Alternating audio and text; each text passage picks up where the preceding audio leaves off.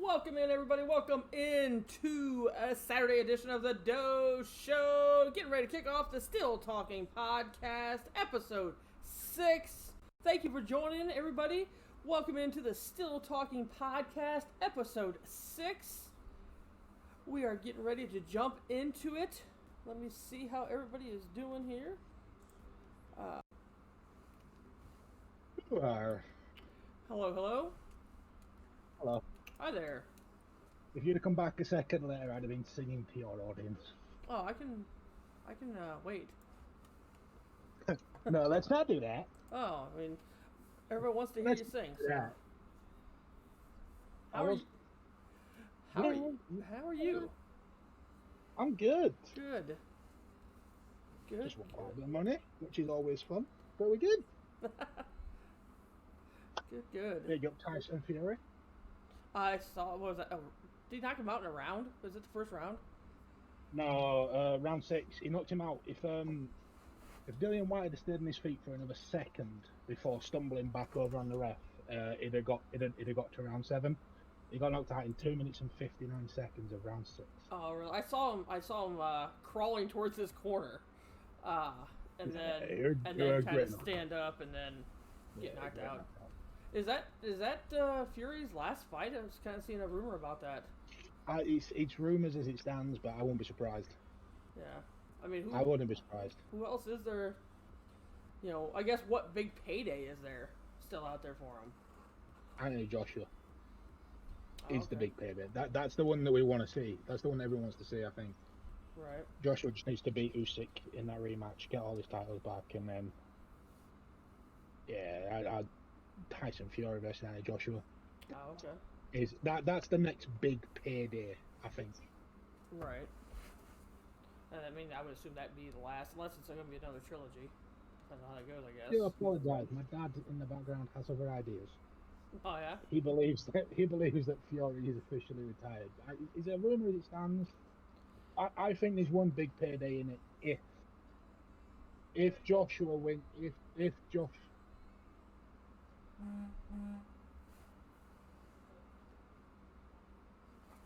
If Joshua beats Usyk in that rematch in the next couple of months, I think we get Fury Joshua for it all, because it's the full unification. It's every single heavyweight belt. It'll be in Vegas. It'll be at the MGM. The crowd will be huge. Right. The crowd will be more expensive. Yeah. The TV rights will be bigger. It'll be Anthony Joshua versus Tyson Fury, because Joshua will technically hold more belts. Right. So it will be done by Matchroom Boxing and Eddie Hearn, which means it's going to be promoted stupidly through the roof. Eddie Hearn is probably the best in the business when it comes to promoting fights. That will be bigger than Fury versus White will tonight by a mile. But will Fury's entrance be longer in Las Vegas than it was tonight? Like, I was reading a lot of things on Twitter. I didn't watch it. I was watching afterwards. That his entrance was very, very long.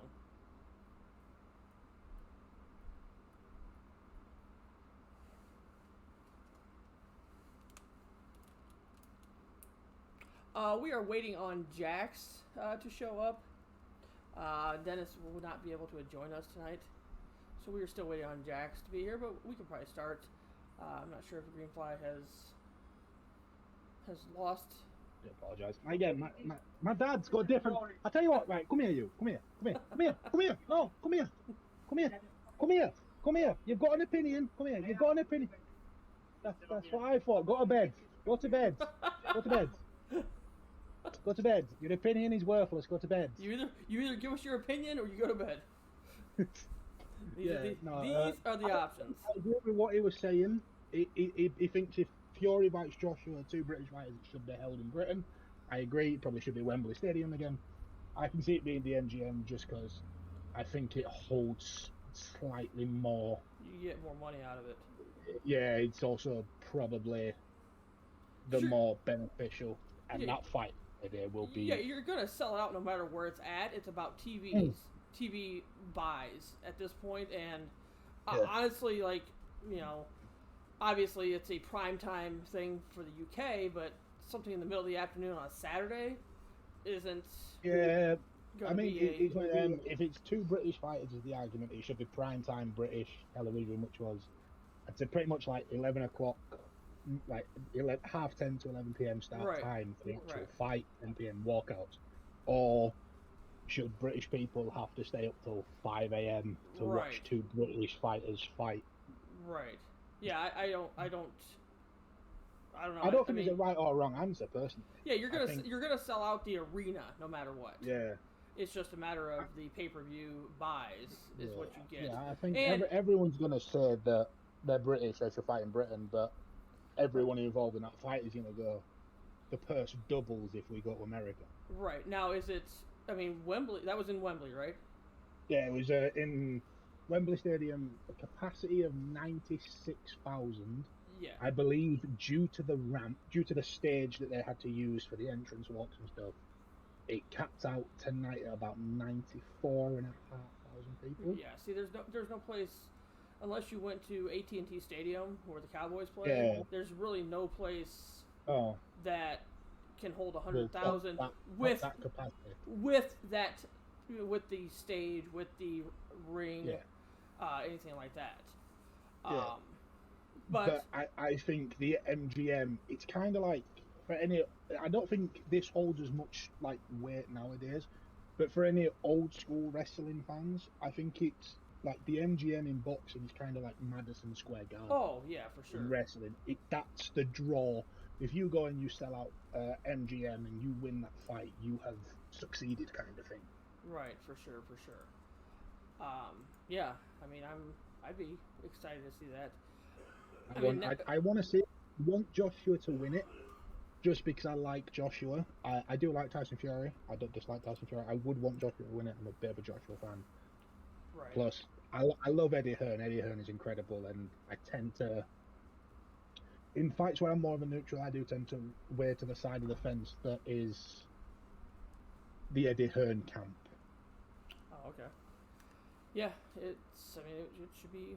It should be good. I mean, it's nice to have pure boxers.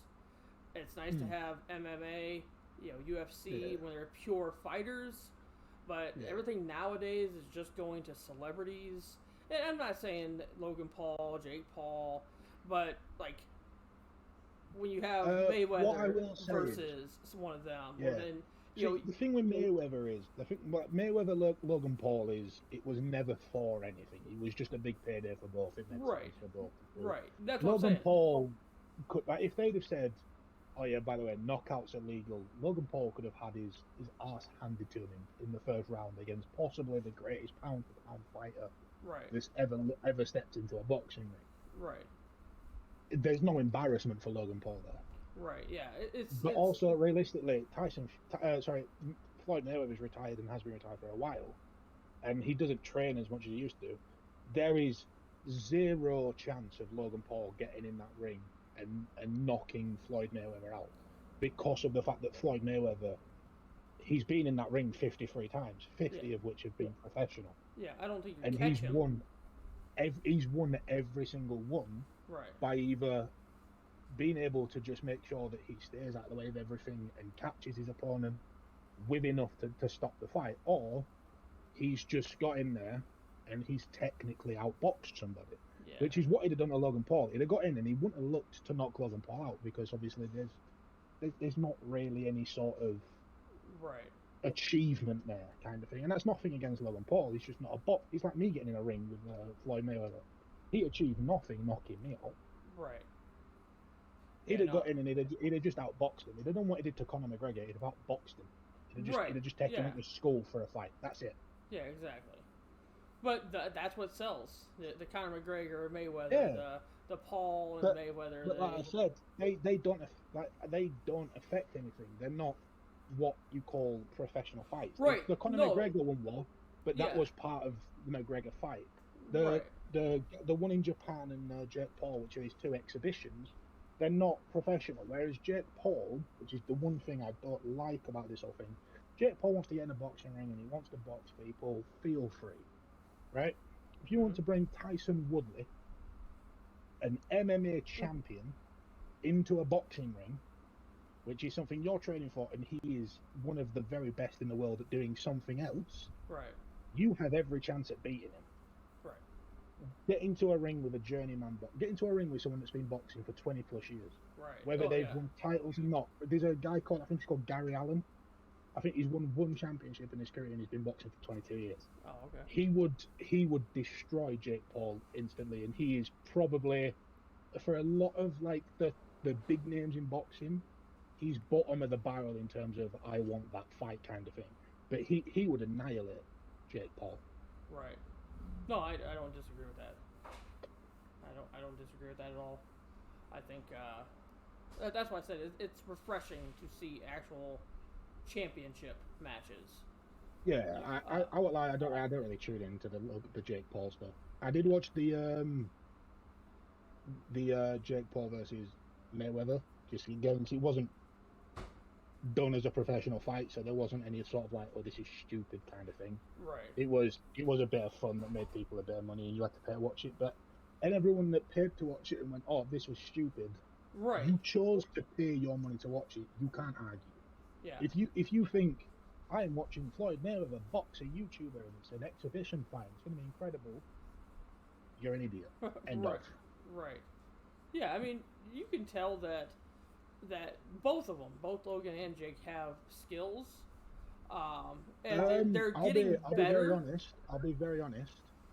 Jake's the one that's continued boxing. Logan's obviously gone on to do other things. He's done WrestleMania the last couple of years. Obviously, the year before was kind of a public appearance thing. This year was there in a true wrestling capacity. Right. He's a better boxer than Jake. Right. Well, I was just saying, like, they're not just YouTubers. You know, obviously. Oh no, they are both incredible athletes. They are both incredible athletes, and they just don't just show up. They're not just showing up and fighting. They've been. Oh no. Very like well. That was when the second Logan Paul versus KSI fight came about. I was like, the first one was okay. It was two guys you expected to be. They look like they've practiced, but not be incredible in a ring. They'll get in and they'll do a job, but they're fighting against other people that just aren't there. Like it's not like it's a guy that's athletic and trained a little bit that's getting in a ring against a guy that's done it for 13 years. They were at the similar levels. They both got great coaches. To be fair, when they pulled great coaches into it, and you expected it to be a kind of like what the Sami Zayn versus Johnny Knoxville at WrestleMania were. At times, an okay show of wrestling from Sami Zayn, but part of it was going to be comical technique, which is what everyone thought the Logan Paul versus KSI one was. The second one, I look forward to a good fight because they'd already got a fight in the belt, had ring experience, they practiced a lot, and they pulled up. They showed up. That second fight between Logan and KSI was very good. But Jake Paul is not a boxer, and I'll be honest. I don't think he looks like a boxer. And I think if he gets in the ring with anyone that is a person that is trained and has gone through the amateur side. But I think Tommy Fury, Tyson Fury's younger brother, has called him out. And if he gets in the ring with Tommy Fury, he won't see the end of the fight, kind of thing. Right. Interesting. And again, it's not necessarily anything against Jake Paul. I do personally dislike Jake Paul, but that's just what Jake Paul's doing now is great, but he's calling it a professional record. If he got in a ring against a professional, that record's gone immediately. Right. Probably within 2 rounds as well. Yeah, I mean, I don't disagree. You know, because some people have trained their entire life for that. I just realised we sort of this little conversation came because you asked how I was, and I won a little bit of money on the Tyson Fury fight. There's only 2 of us. Yeah, it's a 2-man booth this week. I'm looking around and I'm not seeing two other people. I see the logos for them, but I don't see them. So I mean, there's one of them has a very good excuse that we're not going to go into, unfortunately. right. One of them is just he's not here. I know it's unfortunate because the last time we had a Still Talking podcast, that other person was here, and He was, and I wasn't here. right, and it was a 2-man booth then, and he went on to say, how he was the best person on this podcast, and everything like that. So, So does this technically now make me the best person on this podcast? well, Or are you the best person I'm on this gonna podcast? say 6 for 6 makes me the best person on the podcast. I'm going to say 4 for 6, but I beat you in WrestleMania predictions, so... That's true. Okay, so I'll take the loss there. So I'm 6 for 7. yeah, and I'm 5 for 7, but which 5's a better number than 6, so I win. I mean, if we're golfing, yes. Yeah, I played golf yesterday. I did something I've never done. As someone that is only averagely okay at golf. What's that? I hit a green for the first time. Like I said, that's wrong. I've hit greens before, but on a par 3, on a no, because I can hit a green in 2 on a par 4, but on a par 3, I hit a green in 1. Oh, nice. It is the nicest feeling in the world for anyone that's never done it. Right. Did you finish it off, or did you two-putt? I parred the hole. Okay. It was quite a long putt, but I hit the green in 1. Yeah, you were on the dance floor. That's all that mattered. Yeah, we were dancing. Is all I'm gonna say. Good. But yeah, I mean, just a 2-man booth. I think we're only maybe go for an hour tonight, or maybe a little bit longer. We'll see how it goes. But yeah, well, I think the hour thing was for Dennis. I'm willing to say that I'm not restricted to an hour tonight. So if we do run over, there's not like once we get to 1 p.m. for me at least, that I'm going to be like, oh, we have to stop, and I'm done. True. So there's no like sort of official timestamp on this one. I don't think. That's true. I did see Crazy. He did golf yesterday also. He went 58 under in a tournament. So. Now that sounds like the Crazy I know and love. Yep, that sounds like a video game hack to me, but it was there. I think he eagled a hole or double eagled a hole. With the double eagling a hole is a hole in 1. Not on a par 5. It was an albatross. Technically, it is. That's what. Double eagling a hole is that'd be a hole in 1 on a par 5. Really? I don't know. He was hitting driver from the fairway. Let's just say it was Happy Gilmore in this. It was Happy Gilmore. Double driver. I mean, that's how you do it. That's how we do it over here in the U.S. We don't have all those bunkers and stuff that you guys have. That's a lie. I've watched the Masters. There's more bunkers there than there is in England. That's not necessarily true.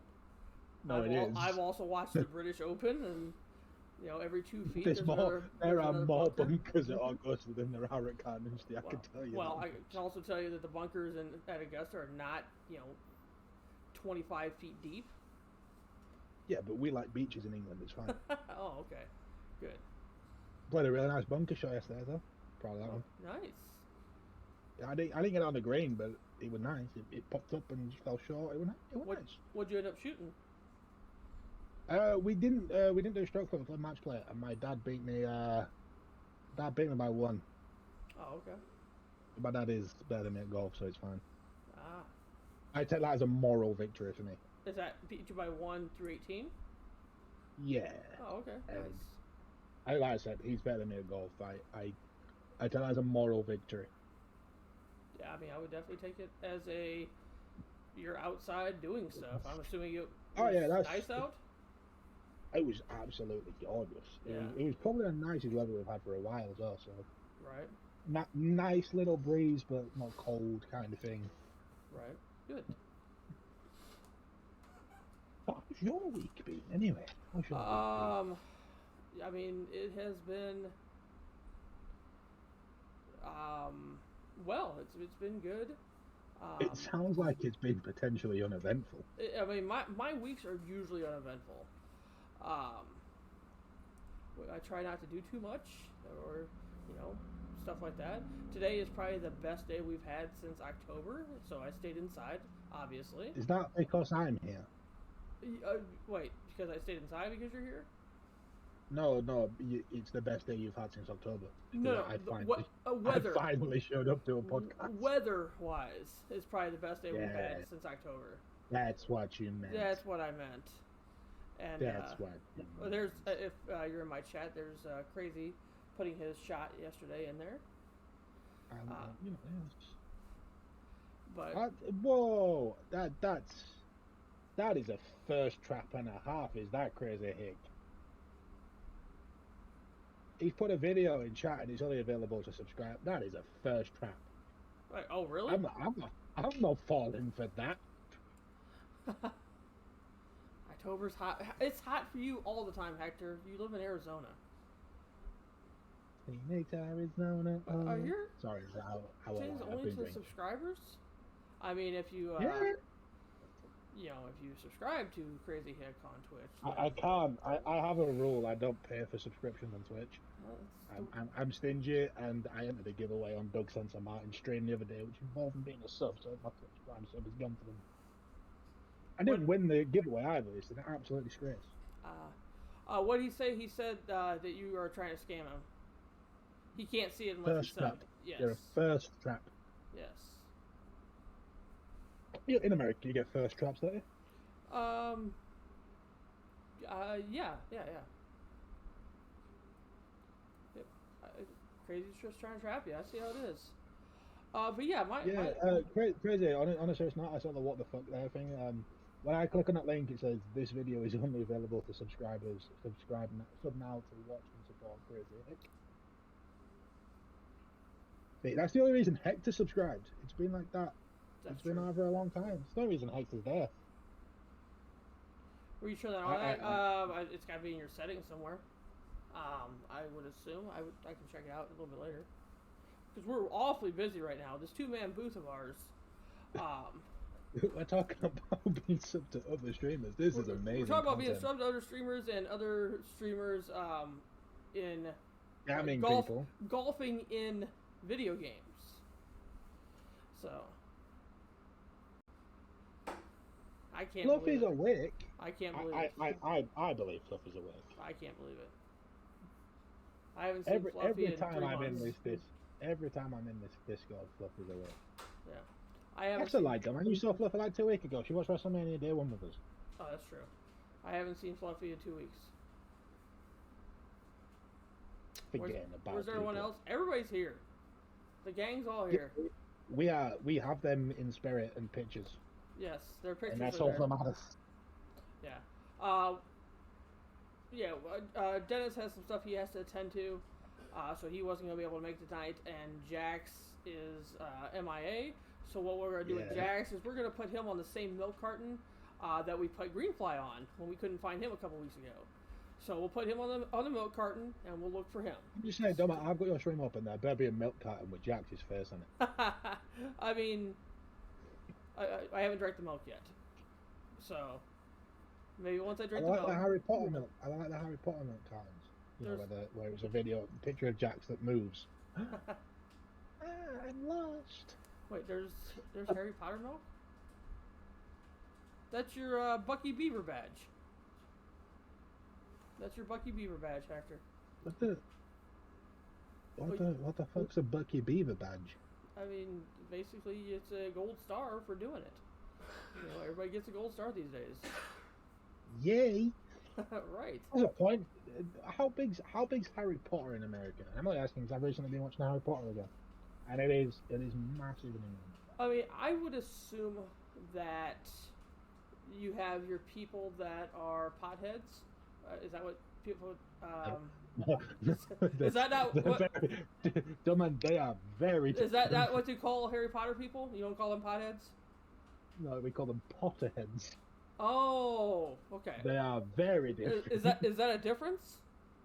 Potheads are people that enjoy the marijuana, so to speak. Oh, yeah. I'm sorry for the weird accent. I can't say that word in a normal accent. Yeah, my mistake. It's so weird. You My did mistake. it. My mistake. But I would say that you have your people that are really into it. But I would guess that it's not as overly popular here as it is in the UK. I don't know why it's the best thing to ever happen to the world ever. Hey. Men, what do you mean by that? Men liked Harry Potter. Is that what that means now? Snoop Dogg. I can be Snoop Dogg in COD. Snoop Dogg in COD is a thing. I did see that, yeah. I might have bought that. That might have been my only purchase on Call of Duty for a long time. Nice. Yeah. See? We understand now. So if you say you're a pothead, you like Harry Potter. I mean, makes sense. That's not how it works. That's the English that's the American translation of it. No, it's not. Oh, it is now. It's not how it works. That's not how that works. Oh, well. I get confused easily. But yeah, I would say that. I don't know how people can't like Harry Potter. I have watched. That sounds like the nervous giggle of someone that doesn't like Harry Potter. Well, I have watched. Who's Harry Potter again? I have watched 2 of them, I think. Which 2? The first 2? So the Philosopher's Stone and the Chamber of Secrets. Sure. But I didn't watch them willingly. I could have named any 2 Harry Potter films and you'd have just gone. I would have been like, sure, yeah, whatever. Yeah, they're the ones. Yeah, that's it right there. They're like films number 4 and 7. Right. Yeah. No, there's your wife is a woman of taste. Yeah. I mean, Brittany likes them too. Brittany's normal. Right. I would say, how popular would you say like Marvel movies are? Very. Okay, well then never mind. Fluffy, I disagree. It's the Goblet of Fire for me. But I mean, Prisoner of Azkaban is incredible. But the Goblet of Fire for me. What he said. It's a great film. They're all great films. Hector, Harry Potter is not for nerds. How dare you? There's a game coming out. I don't know if anyone's looking forward to the Hogwarts Legacy. It's coming out. That game is already bought. It has been bought since it got announced. Yeah, no, I've just never. I'm also, I mean, obviously, as we've established from the beginning of this, I'm not a movie person, so. Do you like the Marvel film? Because you asked about Marvel. Have you watched the Marvel? I have watched some of them. I mean, I've not watched most of them, and I probably haven't watched a full one. But I've watched. You haven't watched like Iron Man 1 all the way through? No. I watched. Iron Man 2. No. I got one more shot of this. Iron Man 3. I don't know if there's an Iron Man 3. I'm not falling for that one, but no. There is an Iron Man 3. Oh, okay. There is an Iron Man 3. Yeah. I watched Captain America. The first one. Like, there's multiple ones. I'm not sure. Yeah, Captain America, the first Avenger. I watched maybe the last half of the main popular one, the one with Thanos at the end. Endgame. The snap thing. That's Infinity Ward. Yeah, Infinity Ward. That's a games company. Infinity War. Yeah. Yeah. So I watched that one. I mean, I would be down. I would be down for, being forced to watch them. Wait, what? Being forced to watch what? Are we watching Harry Potter? Or are we No. watching Marvel? I mean, I'd be down for watching the Marvel movies. Now, I know there is an order that you're supposed to go in when you watch stuff like that. Yeah, the order is chronological, not release date. Right. Yeah. Right. Yeah. The timeline order, that's the best way of watching. Right. So it just makes sense. Especially for people that are watching for the first time, it just instead of like jumping around like, oh, this happened, oh yeah, that happened supposedly there, it just makes sense. Yeah. Yeah, I would. So, I mean, I'm with you on that, man. I would watch comedies over Adam Sandler or Will Ferrell or something like that. comedy films are great. I watched Talladega Nights the other day. Yeah. Okay, we're not having a horror movie night. No, we're definitely not doing that. Hector, you don't like Harry Potter, but you like Fast and the Furious? You're a typical child. Oh, Fast Cars, John Cena, great film. Yeah, no, we're not. No horror movies. Fast and Furious, I could probably watch that. I like the first ones were good, and then they fell apart, and then Hobbs and Shaw were good because it were a completely different cast. The new one, I don't rate. Interesting. Yeah, but that I would say that is Fast 10. So okay, does that mean that there's 10 of them? No. Okay. I don't know if that's true or not.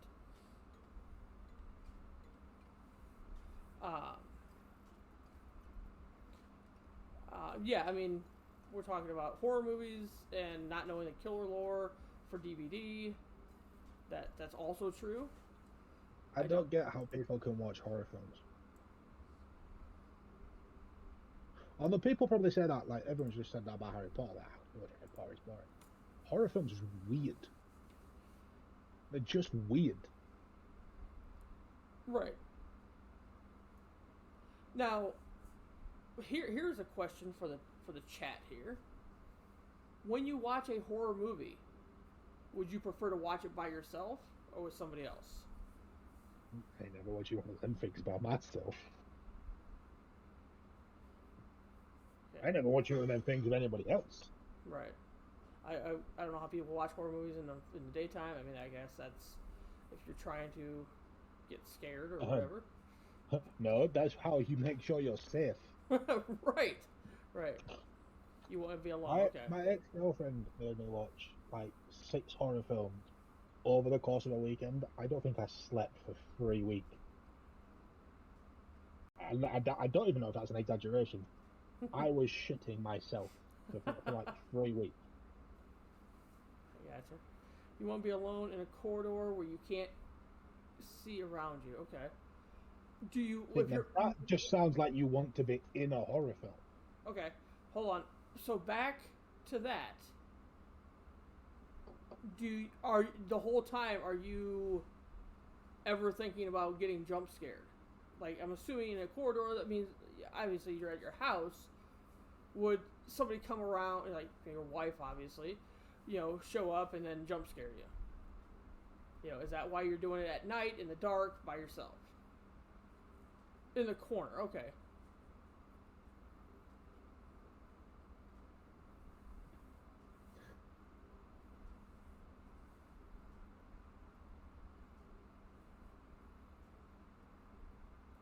Oh, you don't want to see around you, so you want to be just sitting in a corner, and like nothing else, nothing to your left, nothing to your right.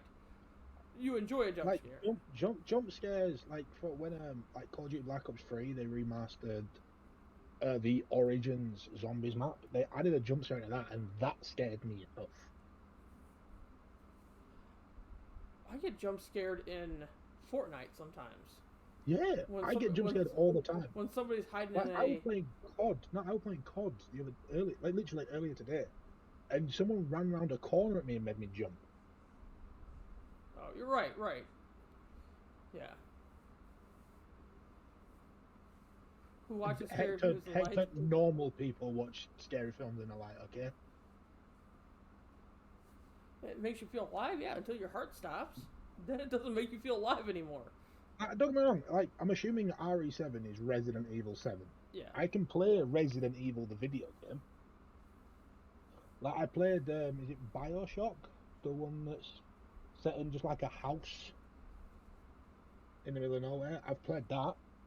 I played Outlast. I can play those games, but films, nope. All right. It's not funny getting scared. It's scary being scared. Yeah, it's That's not why funny. it's called being scared. Right. So you are also. I mean, I'm assuming Greenfly is exempt from this. So you are also into going to haunted houses, and I'm not talking about cheesy haunted houses. I'm talking about legit jump Nope. scare haunted houses. Nope. Yeah, I'm Nope. out. I'm out on that too. Nope. Nope. That's why I'm saying not the cheesy ones that you're probably used to, but like a legit. Like, you'd be down to go to. Like, let's say there's a famous house where there was a mass murder. You'd be down to go there because all the people that were murdered there are there still. No. Right. Uh-uh. Yeah. What's the point of? Yeah. No. If I I'm don't walking need out to be the there. door and like 6 people were killed in that house, I'm going. Yeah. I'm all not right. being fucking number 7. I'm not 7. You would buy a house with. See, that's No. ridiculous. No. When I come to buy my first house, that is the first thing I'm asking. Has anyone died here? Right. Now, is that kind of determined on whether you believe in ghosts type of things? Because I feel like that we're talking about haunted, like a haunted house to me isn't about like ghosts and stuff. It's more about jump scares. If you go to an actual house or go to like a haunted prison, stuff Yeah, like if you that. don't- This is the crazy. Right, pardon the pun, but this is the crazy thing. If you don't believe in ghosts, why would you buy a house where there's been a mass murder for it to be a haunted house? Because surely, if there's no ghosts, it's not haunted. Like, surely the ghosts and spirits of those people have to still be there for it to be haunted. If you believe in them. Because it's probably cheap as fuck. I mean, you're not wrong. Or you're not right. Because the price goes up because people that are into that type of stuff drive the price up. Yeah, but that's what I mean. Like, why, if people that are interested in that stuff, and Crazy said he's one of those, he would buy a house where there was a mass murder. Yeah, I would go to the haunted prison stuff too. Like, if you don't believe in ghosts, surely the prison isn't haunted, because there's nothing left. Like, the people have died. There's no ghosts. There's no spirits. Surely the prison is no longer haunted. It's just the scene of a crime kind of thing. Right. Like, the whole haunting of it comes from there being Right. So like, yeah. ghosts and stuff. Yeah, you said earlier you would go to a haunted prison. Well, if you don't believe in ghosts, not you because you can't buy a prison. Let's put it that way. So That's a why lie. would you? That's a lie. We're not buying a prison. Why can the Still Talking guys not buy Alcatraz? Huh? I mean, Why not? no, because it's You not can haunted. recreate Mob of the Dead. As far as I know, Alcatraz isn't haunted. Here it is. Okay, well then maybe it is. Then I'm Yeah. not going there either. The guy that hung himself in Alcatraz. I'm Quite sure. famously. I'm sure there's a lot of people that have done that. So if there's people that have died in Alcatraz, they're going to be haunted. No, Because that's how haunting works. haunting works only if you believe in ghosts. Yeah, If you okay, don't- in that case, nothing's haunted. Right, that's what I'm saying. So that's why I'm asking when Crazy said I'd go to a haunted prison. Well, then why would you go to a haunted prison if you don't believe in ghosts? Because It's not haunted. then now Sure. you're just going to a prison. Because if you don't believe in ghosts, you don't believe that there's. I would love to buy Alcatraz. We're not buying Alcatraz. It's not happening. Why? It's because it's wet. We're going to mop. So your only reason to go to a haunted prison, a haunted cornfield, a haunted house, is to prove somebody wrong, not for the enjoyment of actually going.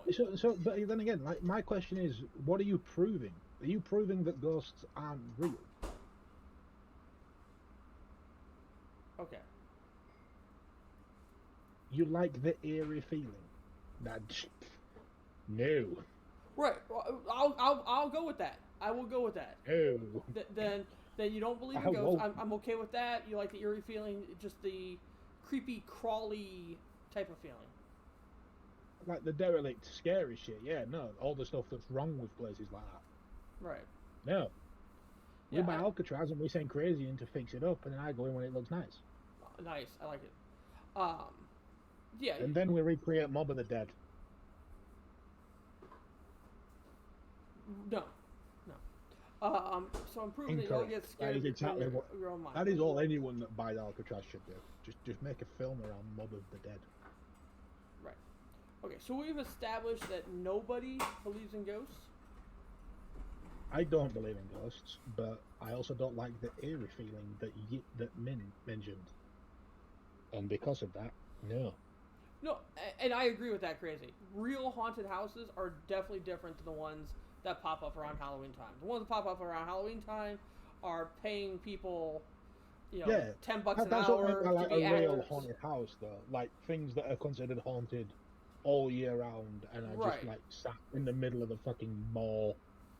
Yeah. Like they're sat in the middle of a malls Right. and it's run down, windows boarded up, and you walk there and you hear a wolf howl and you're like, I don't like this. And then you turn around and go home like a sane person.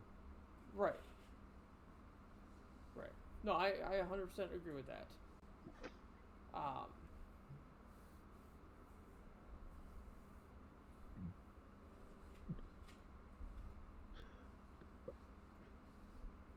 But what's there to get creeped out of? I mean, you go to a real one to show your mind is stronger, but if you don't believe in them.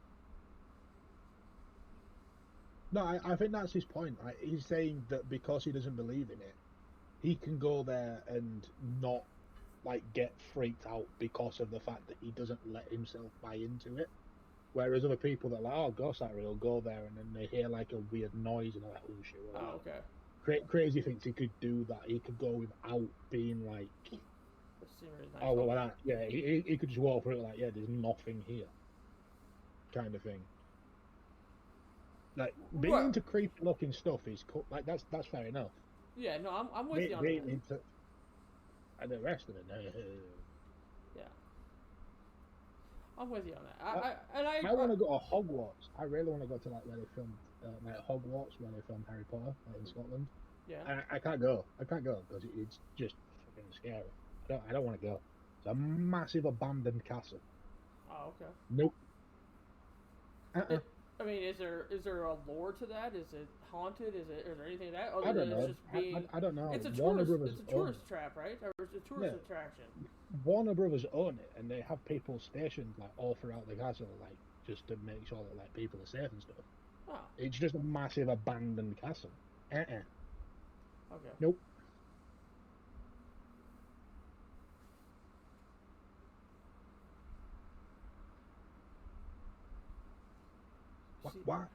Why? It intrigues me. I mean, it does. It would intrigue you, I guess. Intrigue spelled incorrectly. Joking. Well, that's fine. I don't get why. I don't get how that intrigues people. That's just me. That is just me. That I don't get how that intrigues people. It's just Well, and that's the. My sister once played a joke on me, where her and a friend of the family once put tomato ketchup on my bed, like on my bed sheets, and I woke up. We played a game called Max Payne the night before. And for anyone that's played Max Payne, the original PS2 game, it involves a lot of murder.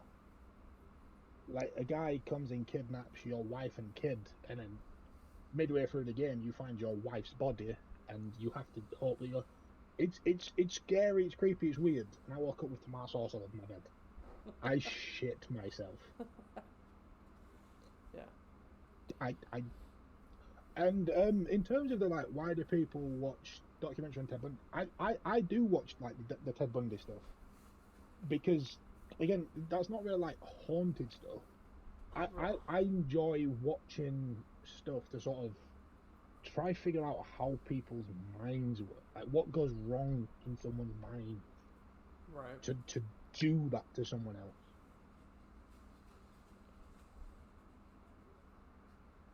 So I do like watching stuff about like serial killers and stuff, but if say I got the chance to go to where Ted Bundy killed somebody, no. Right, and that's a messed up documentary, man. Which one did you watch though? Right, the one with because the one with Zac Efron is actually really good. It's also really like interesting to watch because it is factual stuff, but it's also genuinely quite a good film.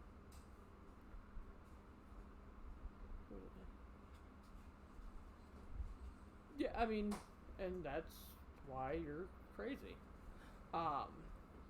Hector, Ted Bundy is probably one of America's most, to use the wrong word, prolific serial killers. Infamous is the correct word. That's the word I was thinking of. Prolific makes it sound like it was just very successful. Ever seen the movie California? No. Nope. But it sounds terrible. Does it sound like a film I want to watch? Nope. Nope. No. Does it have Will Ferrell in it? If it has Will Ferrell in it, I'll watch it. Yes. I'm down for that. Like watching that Who Be Halloween, it's meant to be weird and scary, but it's got Adam Sandler in it, so it's just not. Right. Like watching scary movie, I can watch that. Yeah.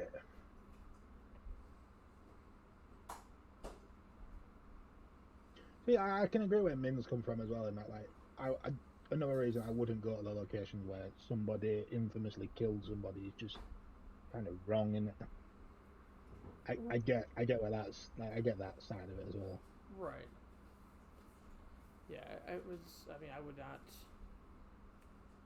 would not go out of my way to go to any of those locations. Especially the one where he used a hacksaw.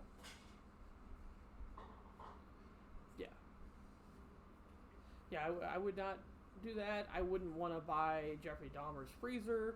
Like, there's certain things. I don't know who that is. You don't know who that is? No. He is a. Yeah, but I assume I can say Fred and Rose West. I'm sorry. And you probably wouldn't know who they are. They're a couple in England that killed like 50 people and buried them all in the back garden. Yeah, definitely don't need the famous murder sites. No, Jeffrey Dahmer was a serial killer that would eat his victims. So, very. Why? What makes these people? Why? I mean, when you say I could eat you, that's the wrong kind of eat. Right.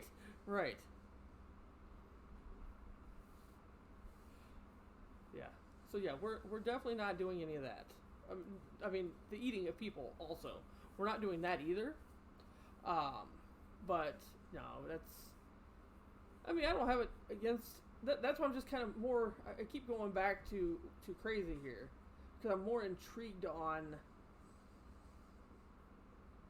How crazy's very weird brain works. Well, not just that.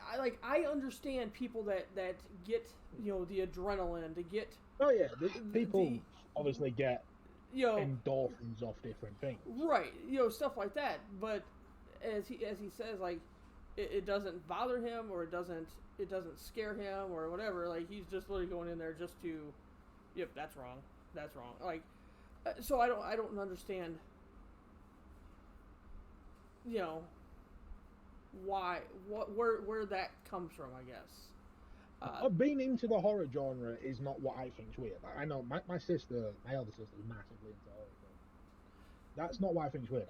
I personally think that's weird because it's horror films. But do more people that are into... It's more my sister would never go and says if, for example, she got the chance to go to Death Row in 50 years where it was massively abandoned and obviously a lot of people have died there and stuff like that, she wouldn't go because that would freak her out. Or she wouldn't go to Alcatraz because of the fact that it is quite famously haunted, like, of inmates that have killed themselves and stuff, because that would freak her out. It's like, that's the bit that I don't get.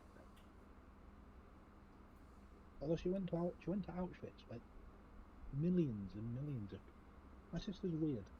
Yeah. I mean, I get. I mean, we're talking about the horror genre and stuff like that, and this is unfortunate that Jax is not here.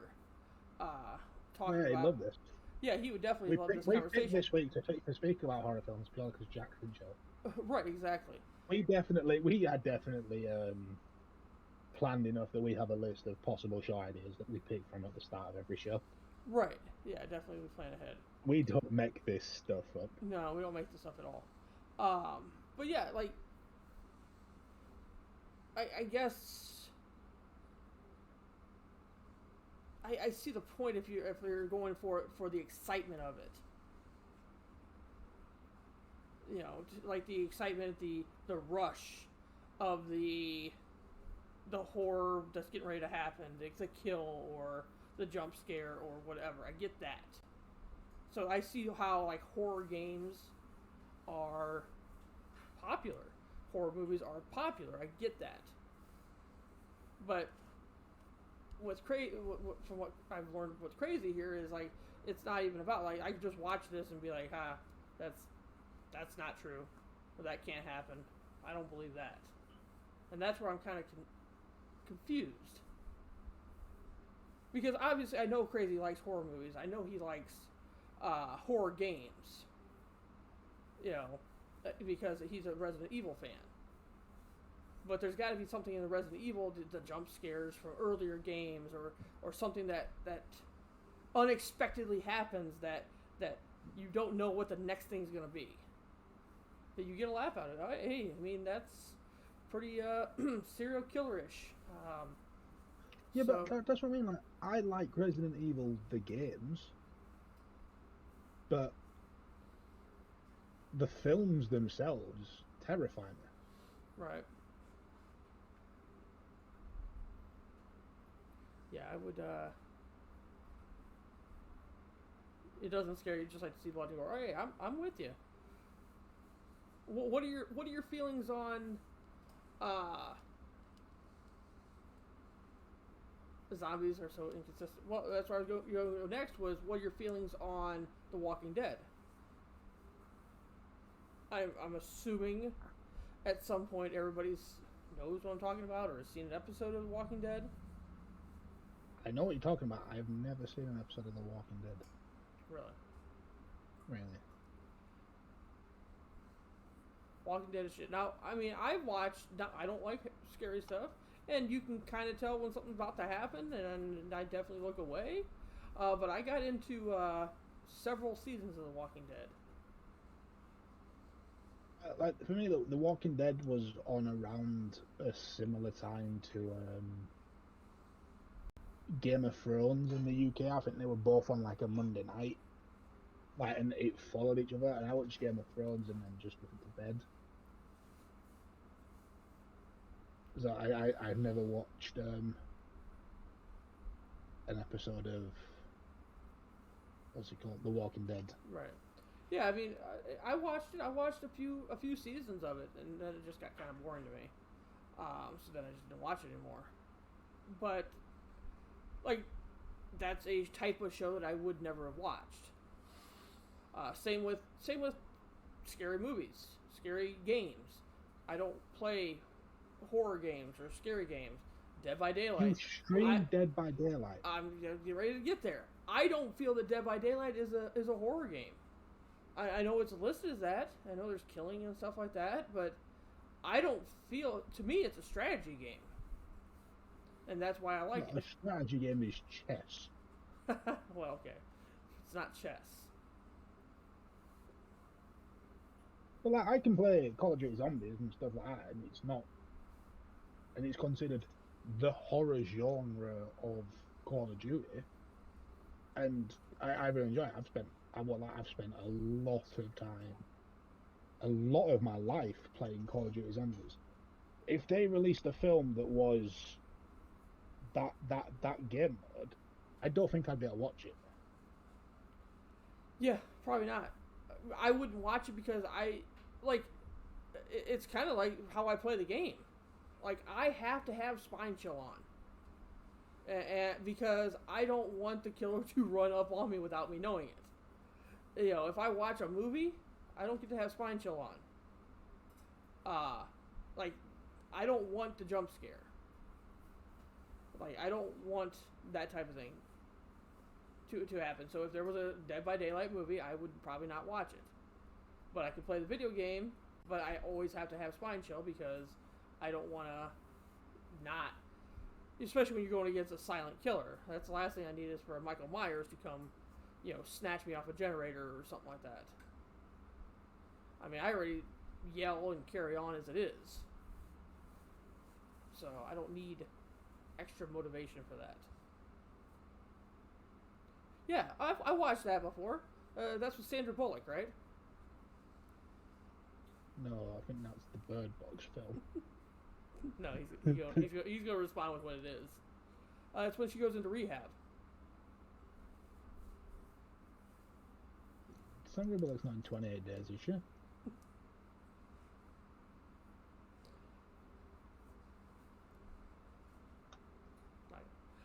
No, I believe she's in 28 Days Later. Yeah, 28 Days Later is a great film. No, wait, what? 28 Days? No, 28 Days is the zombie movie. I'm pretty sure. 28 Days 28 Later. Days come out in 2000 because there's a film called 28 Days with Sandra Bullock in it. It's considered drama and comedy. Oh, 28. So 28 Days is the one where she goes into rehab. 28 Days Later is the zombie one. No, yeah, no. Okay. I was actually trying. Christopher Eccleston in it. What was that? It's got Christopher Eccleston in it. Oh. Speaking of new films, is everyone looking forward to The Unbearable Weight of Massive Talent, starring what's he called? Nick Cage. I've never heard of it. It's a new Nick Cage film, and it's Nick Cage plays Nick Cage, written by Nick Cage. Oh, it looks really good to be fair. Yeah, I think you and Dennis were talking about that. Yeah, it's called The Unbearable Weight of Massive Talent, and it looks really good. Okay. No, no. I have no. I don't think I have any interest in that or anything like that. What do we have for upcoming movies? Let's go to the old Google machine. There's a couple coming out that I'm really looking forward to. There's the new Scarlet Witch film from the MCU, Thor: Love and Thunder from the MCU. I'm pretty sure Guardians 3 comes out this year, which is meant to be great. So there's a good bit to look forward to in the MCU. Obviously, also what's he called? Night Moon or something stupid like that. The new series that's come out. I don't know if I'm going to watch it. Doesn't necessarily look perfect as far as I'm concerned. But yeah, there's some good films coming out. What's this one? Fantastic Beasts? Is that a? Oh yeah, that is. Is it The Secrets of Dumbledore? Yeah. That is meant to be a great film. It is kind of a prequel to Harry Potter. Okay. It's got what's it called? The guy from Les Mis. I mean, it says Eddie Redmayne and Jude Law. Eddie Redmayne, that's his name. Is in the new Les Miserables film. The new Les Miserables film has been out ages. He's in that. It looks really good, to be fair. There's The Lost City with Channing Tatum, Daniel Radcliffe, Sandra Bullock, Brad Pitt. I think's in it. Not Brad Pitt. Yeah, not Brad Pitt. Matt Damon's the other one. I don't think he's in this. It's a film it's a film about. It's kind of weird. They're on like a jungle adventure, and then someone attempts to kidnap them, and it all goes wrong. That looks really good. Then there's Morbius again, MCU. But don't mind, before I continue, give me 2 seconds. Okay.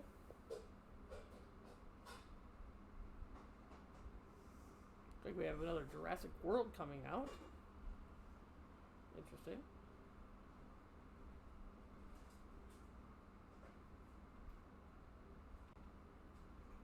It's like another Thor movie.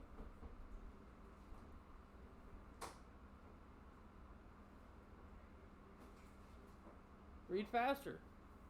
Just read faster, you'll be fine.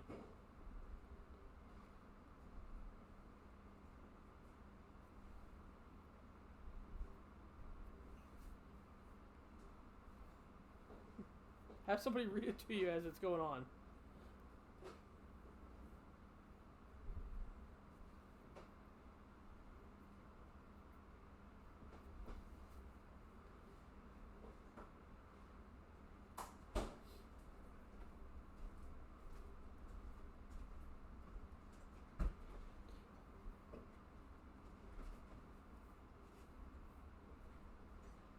You come over and we'll watch it together. There you go. No. Yeah, that's what it is. If it's a scary movie, I'll read it to you.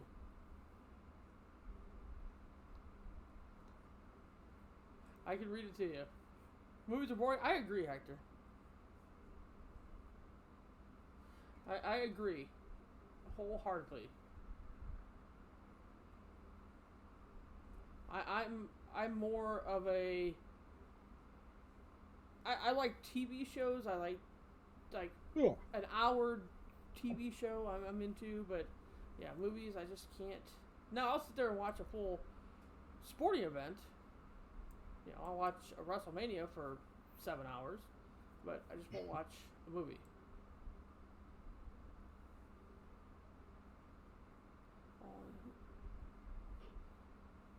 Right. No, and that's understandable.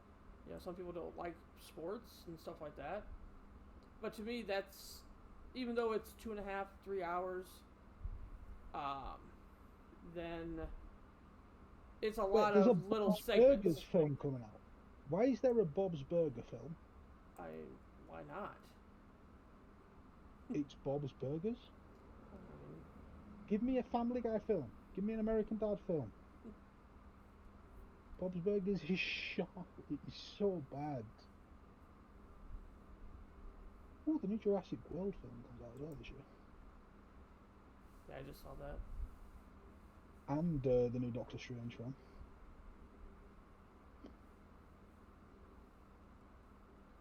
I saw that as well. Try playing sports. I mean, those who can't play video games. Those that don't want to play video games.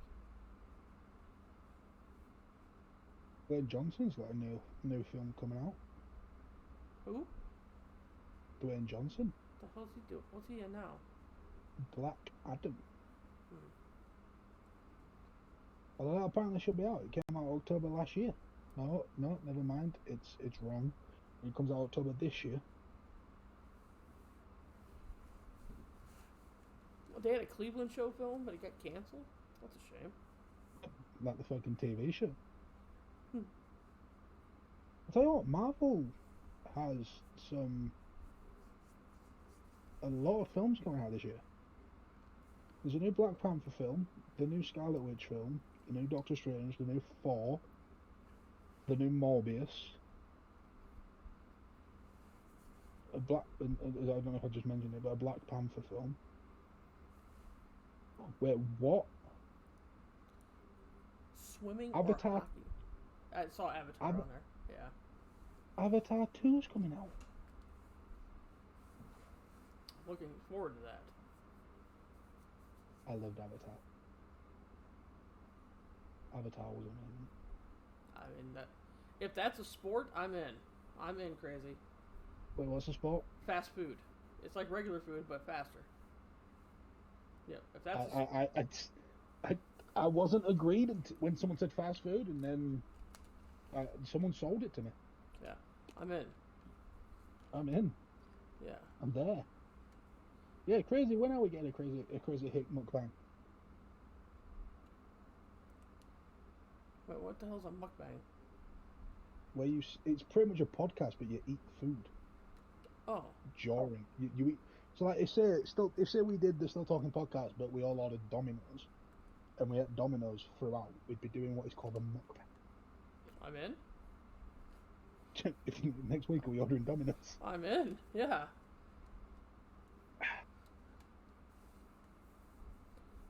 How? I mean, here's another completely off subject here. How do you feel about spicy food? I like spicy food when I know I'm eating spicy food, if that makes sense. Okay. So like I can eat hot wings and spicy wings, or like really, I don't eat curry, but I could eat like a really spicy curry if I knew that the food I'm eating I expected to be hot. I had me and my sister, we ordered a KFC the other day, and I got what was called a Daredevil box, and it was listed as slightly spicy chicken bites in a peri peri sauce. Mm-hmm. They were dipped in habanero peppers without anybody saying anything, and my mouth was on fire, and I felt sick. Okay, that seems terrible. Like, my mouth was on fire. It felt like there was literally a hole burning in the back of my mouth. But if, like, I've eaten a habanero pepper and expected it, Right. and I was completely fine. I can eat spicy food, but if it catches me by surprise, it really gets me. Yeah, I wouldn't have went with the KFC box, because if it says spicy at all, I'm out. So I wouldn't have got to the part of no, I would not have even got to the part where it was dipped in habanero sauce.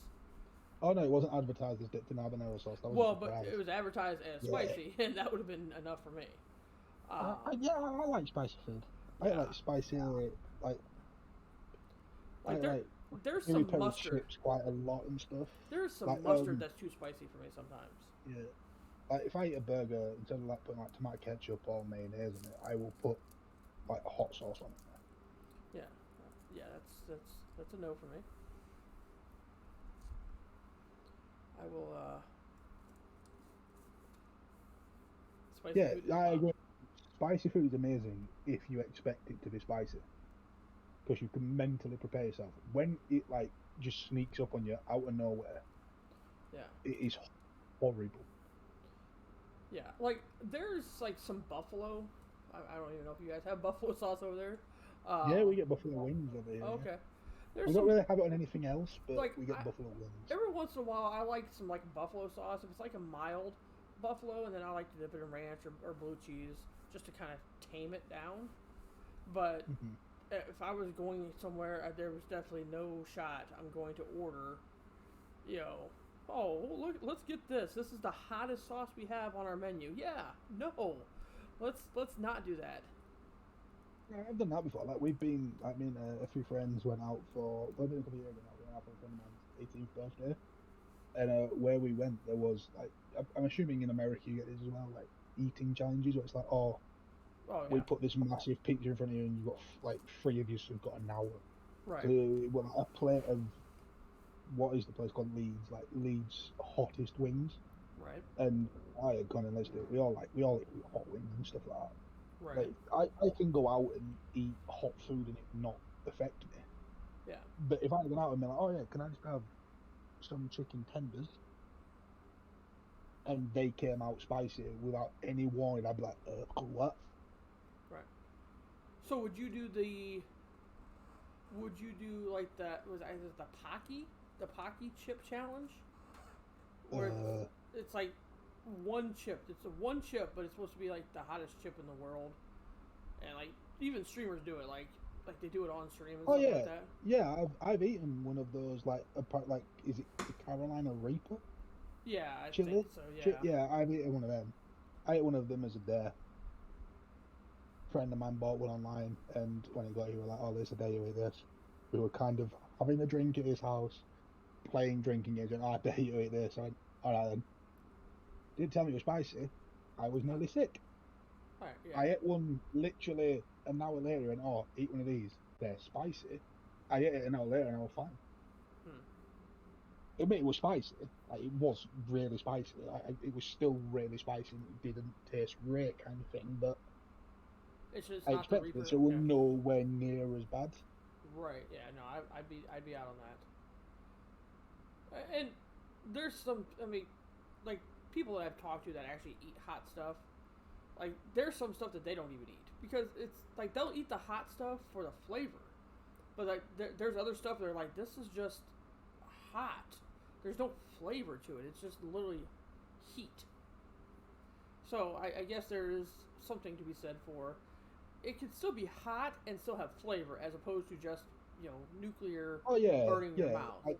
If I'm eating something that is like really hot, I expect it to taste nice as well. Right. There has Yeah. to be a That's a good. like Has that's to why have I a good like flavor to it. spicy barbecue hot sauce, because Right. barbecue sauce is amazing and hot sauce is amazing if it tastes nice. Right. Two things that taste amazing work. And that's why I say, like, even just a mild or medium buffalo, like, I can do that because it has a good flavor to it. You know, but you start talking like, oh, let's get the hottest thing on the menu. Why? There's no, it's not flavor. Fire is not flavor. You know, burning my throat and my intestines is not flavor. That makes no sense.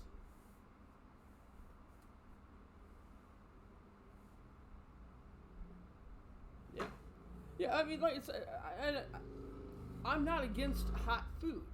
I am personally against hot food, but I'm not against people eating hot food. It's just people that eat hot food because it's hot, not because it's hot with some flavor to it. Like that's what I'm against. But there is things that you can do to have heat and still have flavor.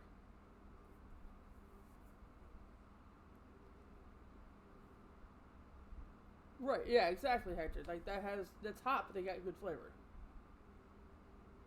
I mean, if I want to challenge myself, I want to, you know, instead of eating the world's hottest wings for a food challenge, I want to eat a 15-pound burger, you know, in 10 minutes for a food challenge. You are not eating a 15-pound burger in 10 minutes.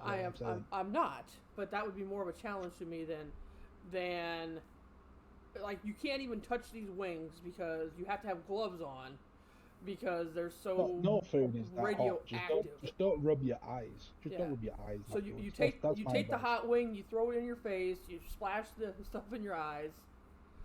You know. No, once you pick it up, don't rub your eyes. Don't make sure you wash your hands before you rub your eyes. Yeah. That's all there is to it, really. I ain't paying money to have a runny nose. Yeah. Yeah, don't drink boiling water, kids. But that's honestly the same thing. You know. What's wrong with drinking boiling water? I've never done it. I'm assuming it is just a fact. The fact that it is really hot. Right. There's the example. And it's a stupid example, but there's the example. Something being really hot and really spicy are very different. It is, but it's kind of the concept I'm going with here. Here is a cup of just plain boiling water. Yeah. Why would you drink that? Here is a cup of boiling water that has some chocolate, hot chocolate in it. A hot chocolate mix in it. Okay, well, now it makes a little bit more sense to drink that cup because there's a little bit of flavor to it as opposed to just but that's what I'm saying. Water. Drinking like don't drink boiling water, kids. Drinking like just a glass of boiling water that just comes straight out of a kettle is stupid because it's water. You don't drink boiling water. That's kind of science. Even if you get a cup of coffee, no one should really drink a boiling hot cup of coffee. You should let it sit for a minute or two and cool down a little bit. Whereas with spice, the hottest food in the world is technically a flavour. Like the Carolina Reaper pepper is the hottest, or the ghost pepper, one of those two is the hottest pepper in the world. They are a flavour. They are actually, like, I genuinely don't dislike the flavour of a ghost pepper.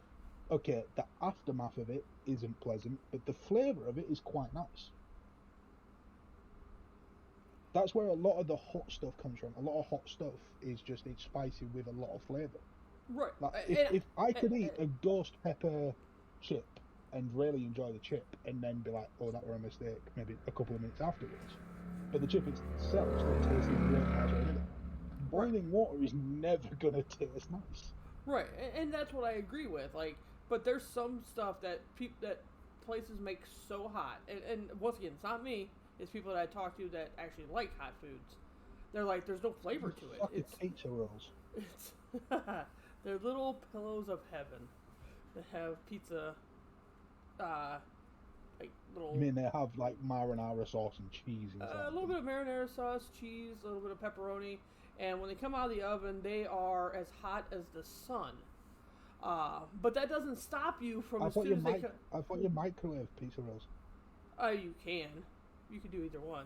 But when they come out of the microwave or the oven, that doesn't stop you from grabbing one and putting it in your mouth and making that the word that Crazy said there was like that. Yeah, but it should do. Yeah. It doesn't stop you from doing that, even though it's hotter than molten lava. Crazy, by the way, I know you don't cook pizza rolls in a microwave. I just wanted to see the reaction. Oh, I It's do. like people that say, it's like people that say you should make a cup of tea with the hot tap. No. Yeah. I No. cook pizza rolls in a Yeah, microwave. but you make cups of tea in a microwave, you weirdo. No, I mean I don't make cups of tea, so. Yeah, but would you make it in a microwave? Yes. Weird. Yeah. Back to Hector's thing about hot chocolate with water. Yes. Most people do hot chocolate with water. Some people do Because hot chocolate that's with how milk. you're supposed to make it. Yeah, some people It do literally it with milk. says it. No, it literally says it on a tub of hot chocolate mixed with water. I mean, you're not wrong, but some people like it with milk. They're No, best with I'm deep not. fry. I don't People that disagree. make them with milk are wrong. If you're making hot chocolate with milk, you're making a protein shake. Pizza rolls are probably Not a better in night the deep time fryer, drink. but I mean, I throw them in the microwave. Like I said, it comes out molten lava, and you don't even let them time to cool down. You literally take a bite of it, and it is freaking hot. See, that's where you learn from mistakes. You So- pick it up once and it's really hot, and then you go, "Oh, we'll give that a second." Right, but by that time you've already got the whole damn thing in your mouth. So No, the second one, The next time you- you make pizza rolls, you go to pick one up and you're like, "Oh no, last time I was really hot. We'll give that a second." yeah, well, you forget. So the next time you make pizza rolls, you forget that that stuff that's been in a microwave, a deep fryer, or the oven, that when it comes right out of the oven, is hot. But you forget about that because you want to eat. So you're like, I'm gonna pop this whole damn pillow in my mouth, and then you No. realize that is very, very hot. Milk is not better for hot chocolate. Milk is not better for hot chocolate. And I do make pizza rolls in the microwave. You are weird. I- We don't even get pizza rolls, and I know you're weird. Yeah, I mean it's just eats that way. I mean I'm kind of down for some pizza rolls now, but I also make chicken nuggets.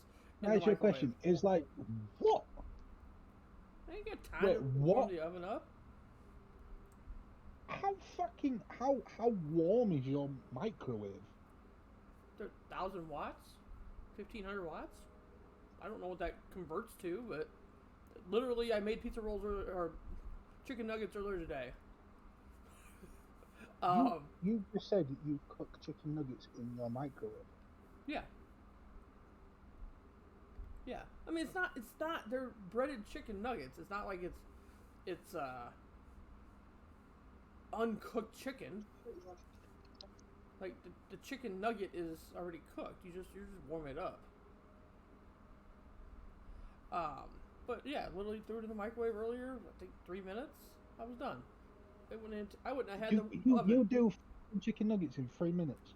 Yes. I'm slowly realizing why America's weird. Mm-hmm. There's a lot of reasons. It took like 15 minutes to cook chicken nuggets from frozen. Oh no, Yeah. 3 minutes. No. That's if you put them in the oven. It's like 15 minutes. Yeah, we ain't got time. This is why America's bad as fuck. We ain't got time to wait around. No. It takes like 15 minutes to cook nuggets from frozen. In the microwave? In an oven. Oh yeah. Microwaves. But no, a microwave doesn't cook as quick as an oven. I'm sorry. What? It does, but it shouldn't do. It's also not as healthy as an oven. Get an air fryer. Air fryers are the future. I mean, I do have an air fryer. I just don't use it very often. No, he said it. He said it. Crazy. You heard him. I'm joking. Microwaves obviously cook quicker than an oven. That's why we have microwaves. But I won't cook frozen food in a microwave. What would you have a microwave for then? To just warm stuff up. Oh. Like, my microwave is used for, like, soup. No. Like, the other times I use my microwave are for, like, what we call Rustler's burgers, where it's, like, just a pre-made burger that you put in a microwave to warm up, but it's not fully frozen kind of thing. Oh. And then tomato soup. And then, say, for example, someone made me food and I wasn't quite home yet, I would put it in the microwave to warm it up. Yeah. That is there to warm stuff up. No, it's definitely there to cook.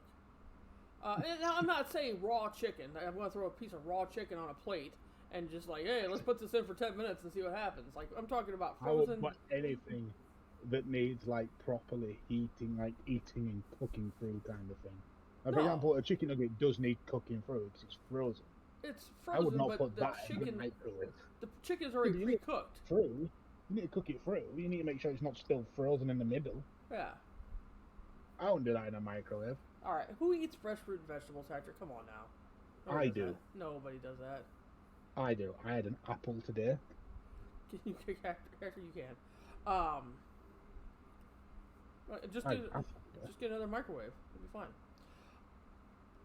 But yeah, no, okay, so I'm assuming you have these. I mean, once again, this is a U.S. thing because we're lazy as fuck. TV dinners. Yeah, we call them microwavable dinners. Okay, but I mean, they've been around longer than the microwaves. They were before the microwave were even invented. They've been around. So how did you cook them before? You cooked them in the oven. In an oven. Right. So now, you just cook them in the microwave. No. No. Wait. Hold on. You just called something a microwavable dinner, and you cook it in the oven. Yes. Yes, I did. Oh my Lanta. No, like, people do put them in a microwave, but it's because, so, like, we do them two different ways, right? So, for example, the most common one that I've eaten myself is a lasagna, like a microwave dinner lasagna. Mm-hmm. Yeah? If I get that out of the freezer, yeah, it goes in the oven. Yeah, it goes in the microwave for about 4 minutes and I'm done. No, it goes in the oven for 10 minutes. Oh, no. No, because if I get that out of the fridge, where it's not quite frozen, but it's still quite cold. Who keeps their microwave dinners in the fridge? I do. Oh my Lanta. If I know that I'm gonna have a microwavable lasagna for my tea, I will get it out of the freezer and put it in the fridge. It's already defrosting then. Don't froze the lasagna in the freezer. Put it in the fridge. Yeah, right. Yeah. But yeah, that's the thing. If you're eating frozen food, it has to defrost and cook through for you to be able to eat it. It makes sense to get it out early, put it in the fridge, and let it slowly defrost. No, it doesn't. It literally goes from the freezer. It goes from the freezer to the microwave. You don't have to thaw it. It goes from the freezer to the oven or the fridge to the microwave. Wait, why? Am I wrong? Why are you guys putting your frozen dinners in the fridge? No, the majority of the time, like, if I buy, say, I go to the store and I buy 6 microwavable dinners, right? 5 of them will go in the freezer because it's frozen food. That's common sense. I agree with that. 5 of them will go in the freezer. 1 of them will go in the fridge because that's the one I intend to eat that day. So then when I come to eat it, I'll take it out of the fridge and it's already majoritively defrosted. So it cooks in the microwave. If I were like coming home and I was finishing work and I went, oh, I'm gonna cook some food and then I can't bother, I'll get a frozen thing, I'll get a thing out of the freezer, that would go in the oven. Freezer to oven, fridge to microwave. You don't put frozen things in a microwave. You do. No, you don't. See, Crazy said he agrees with you, but I know Crazy he doesn't use a microwave. That's how microwaves get water damage. That's not. What kind of microwave do you have? Like, literally, you have chicken nuggets or you have pizza rolls. You take them out of the freezer, you put them in the microwave. Nope, you put them in the oven. I ain't got time. I ain't got time to wait for the oven to heat up. I ain't got time to wait for How long do your ovens take to 10, heat 10 up? or 15 minutes to cook. I ain't got time for it to raise the temperature in my house by about What? 10 degrees. I ain't got time Bob, for that. how long does your oven take to heat up? It probably takes 5 minutes. By the time it That's heats probably up, the issue. That's probably the issue. Mine goes from 0 to 200 degrees in 2 minutes. okay, well, still, it doesn't. You can't cook It's an anything at 200. enclosed space. If you, You put heat can't into cook that anything heat at space, 200 degrees. You gotta wait for it to get to 450. Not Celsius. Oh my Atlanta! I forgot. Yeah. Wait, I'll tell you what. I'll tell you how it gets. Wait.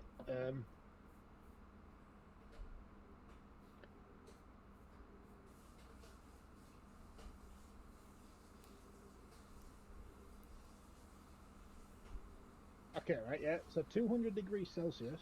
Mhm. It takes 2 minutes to get to that from nothing, yeah? That's 392 degrees Fahrenheit. It only takes 2 minutes to. Yeah. Most ovens do. No. Okay. Well. It's an enclosed space. Once you pump heat into it, the heat stays. Okay. What kind of heat are you using? The hot kind. Okay. Not the hot I kind. don't know. I've not What- really looked at my oven's thing. Is it a gas oven? Is it an electric oven? We have an electric oven. Okay. I'm mind blown here. Yeah, you're No, good. because Yeah. once you turn it on, you put it to the right setting and you put it to 200 degrees, that instantly starts pumping hot air, into the oven. Yeah. Ovens are small. They are ovens They are are a not- small confine. Compared to most things, ovens are a small confined space. Ovens are not small. I mean, they Yes, are they are. small, but not. I mean, it's Yeah. still. They're small compared to they're small compared to your kitchen. I mean, you're If not you wrong. put 200 degrees, if you put 400 degree Fahrenheit air into your kitchen and you had your window and all your doors shut, that would heat up very quickly. That would get hot very quick. If you just pumped 400 degree Fahrenheit air into your kitchen, that would heat up very quickly. You imagine that on a smaller scale, it heats up very quick. Okay. So I agree with what Crazy's saying there. If you pack your lunch, you leave them overnight, blah, blah, blah. So I'll give you maybe the crunchy, no crunchy sides, blah, blah, blah. But if you're just sitting there and you're like, I don't really know what I want to have. I go into the freezer, I'm like, ooh, there's a Salisbury steak dinner right here. I'm going to have that. That That's goes what in the freezer. That- That goes in the oven. That goes in the oven. I'm gonna That goes go. in the oven. I'm gonna go and take it over to the microwave, poke holes Nope. in it, and then Goes to the I'll be oven. eating in about 4 minutes. That goes to the oven. No way. Food should not go from frozen to edible in 4 minutes. But there's directions is- on there for the microwave. No, food should not go from frozen to edible in 4 minutes. It should. No, it shouldn't. I mean, No, it shouldn't. It should not go from frozen to edible in 4 minutes. That just sounds very unhealthy. but it should because I'm decided I want to eat. I want to eat now. Right, exactly. Crazy. You want to bet? Yeah. It shouldn't. 4 minutes. I'm not saying it can. I'm saying it shouldn't. And I'm talking about food that's already pre-cooked. Every chicken nugget, pizza roll, chicken fingers, chicken tenders, microwave meals, microwave dinners, all that stuff's already pre-cooked. All you're doing is warming it up.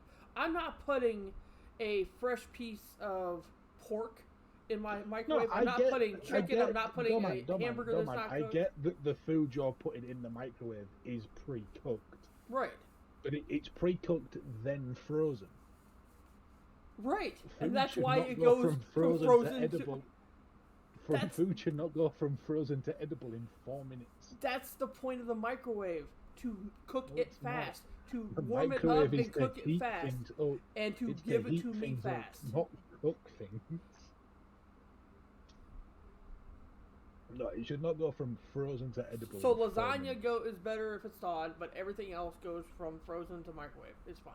Okay, good. No, lasagna. If it's like being in the fridge for a day, and therefore isn't fully frozen, I will put that in the microwave because it's not fully frozen. I'll put it in for like 5 or 6 minutes.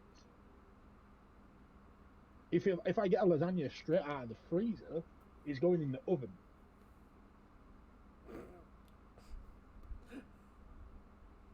Hector, you're a child. You don't understand life.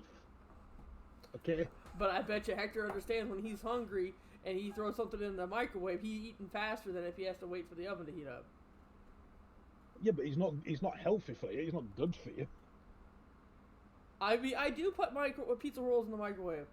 I don't use the air fryer that often, and I'm not going to turn my oven on to raise the temperature in my house for me to have But pizza rolls. Why does your oven raise the temperature of your house? How is it not? It's a confined space. It heats up a confined area. Heat is radiant.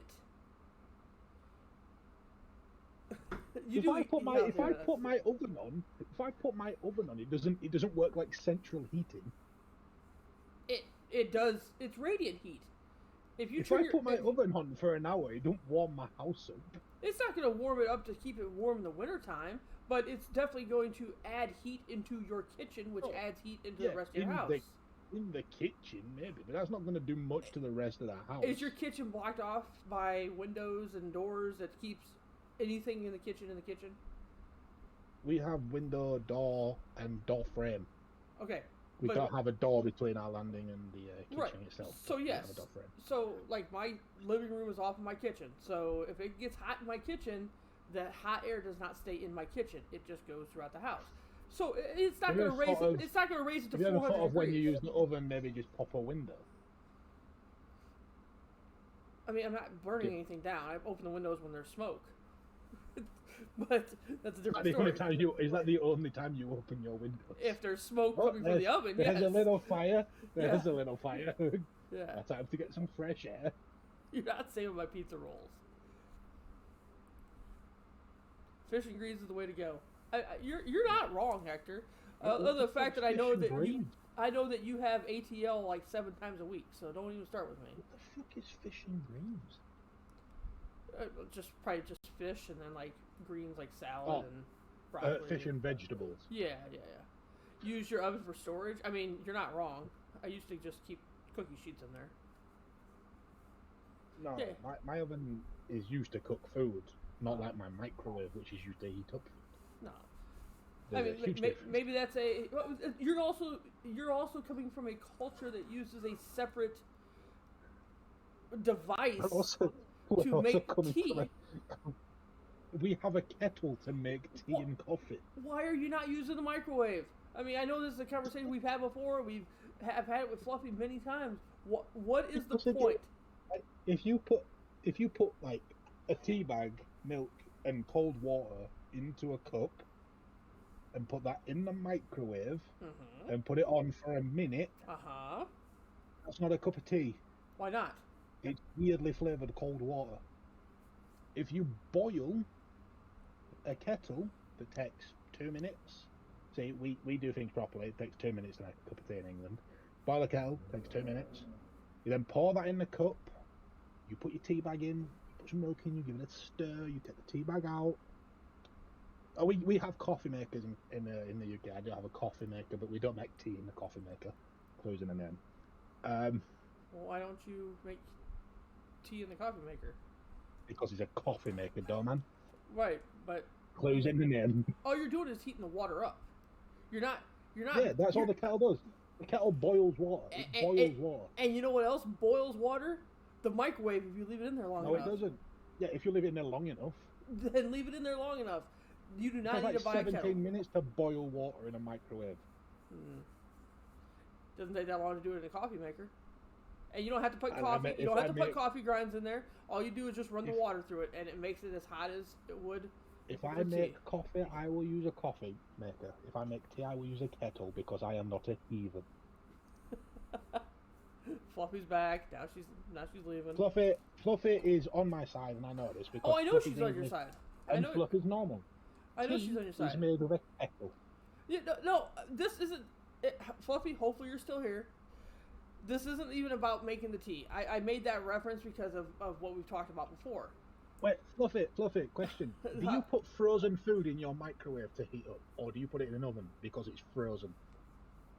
If you have a frozen dinner, I mean, is that the example? If you have chicken nuggets, Fluffy, Fluffy. If you got some frozen chicken nuggets out of your freezer and you wanted to heat them up, would you put them in a microwave or an oven?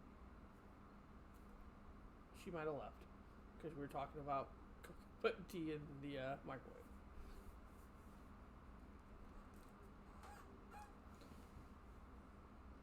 Okay. I would also, I would put them in my air fryer.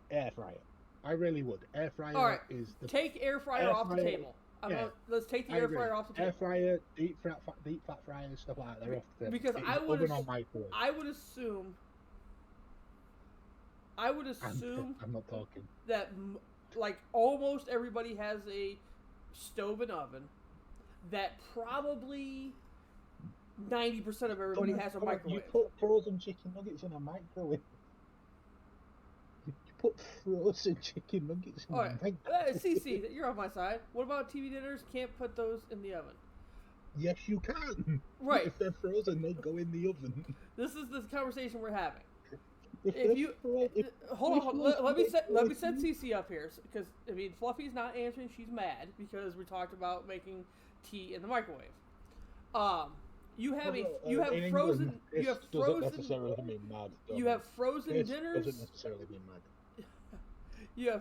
dinners and you have frozen nuggets. I say those go from the freezer to the microwave, and I'm done.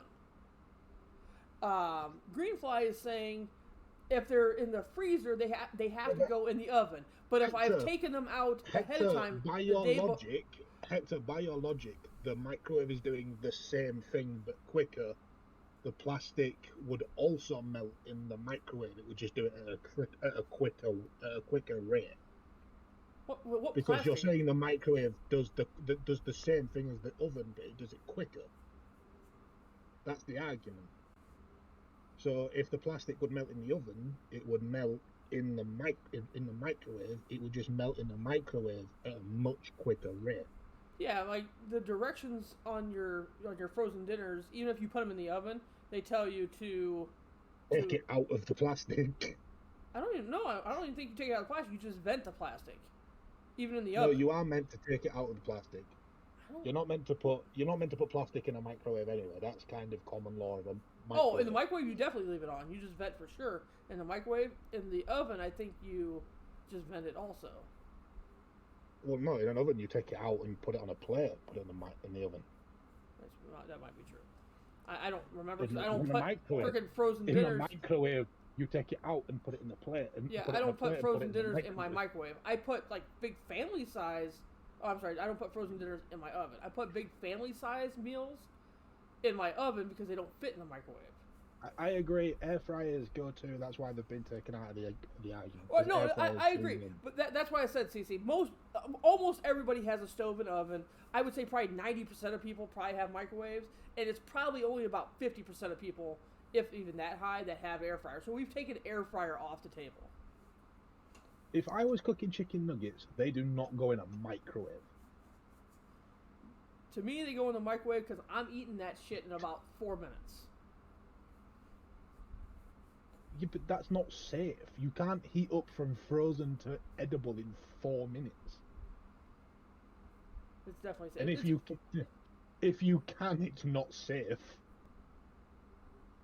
Right. No, it's definitely safe. It's directions on the package that says, 3.5 minutes.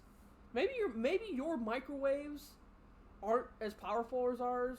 Maybe your ovens aren't as big as ours. Maybe you guys aren't as lazy as we are. In the United States. I'm going with the last one. I'm going with the last one. We can wait 10 minutes to eat nuggets. Yeah, no, I'm definitely with you, CC. It does take longer. But I ain't about the time. I ain't about waiting. Time doesn't matter. It matters to me. 4 minutes or 10 minutes to eat nuggets. I'm waiting 10 minutes to get them out of the oven. Yeah. Because I know they're fully cooked, fully ready, fully done. But you're concerned. You're not even And worried about the time. You're minutes. worried about you don't think they're done in the microwave. You're not worried Yeah, about the time. if I get something out of my freezer, right, and I've done this before, bearing in mind, if I get, we do like these Chicago Town deep dish pizzas that are meant to be microwavable pizzas, yeah? If I get one of those out of a freezer and put it in the microwave for 4 minutes, it is still frozen in the middle. Oh, your microwave sucked then. I would be interested to see what your wattage on your microwaves are. My wattage. Yeah. Because we have like just a cheap microwaves here are 1,000 watts. I would assume like 1,000 to 1,500, like our normal. Even 1,000-watt microwave, I would not put frozen, like completely frozen food in it to heat up. Oh, I would. Especially when you have directions on there that say microwave oven. Boom. Also, can I just say they're called instructions? What'd I say? Directions. That's how you find out where you're going. I mean, I know where I'm going. I'm going to the microwave. That's where it directed me to. The directions are to the microwave. The instructions on the packet are how to cook them. Yeah, I mean, it's directing me to put them in the microwave. I do agree with Crazy though. If you're cooking nuggets, do it in an air fryer. And I don't disagree with that. I honestly don't. I don't. And I have an air fryer there. I just don't use it. Like I literally had nuggets earlier. I literally had nuggets earlier and threw them on a paper plate, put them in the microwave. You put a paper plate in a microwave? Why wouldn't I put a paper plate in the microwave? You don't put paper in something that is putting out microwaves. That's what you do. You don't put paper in something that puts out radiation. This is not how it works. I mean, I'm also lazy, so I use paper plates, paper bowls, and stuff like that, so there's less dishes to do.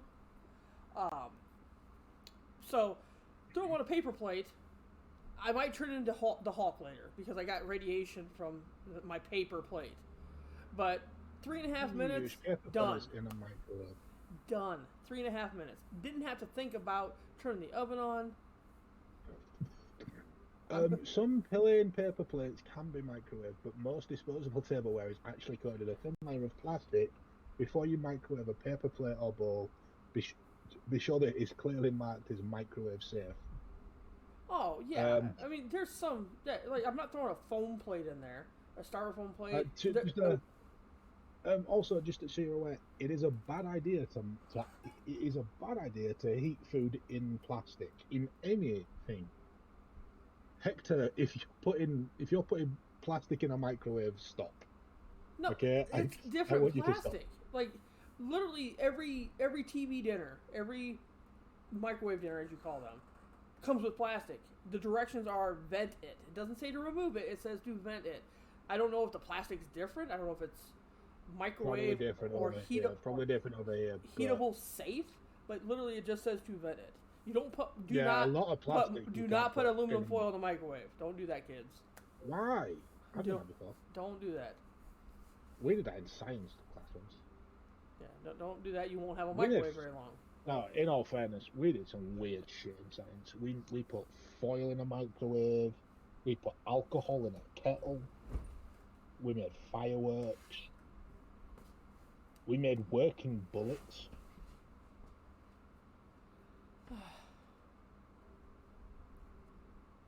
My science lessons were fucking weird. No, a Ziploc bag over your lasagna. Screw it.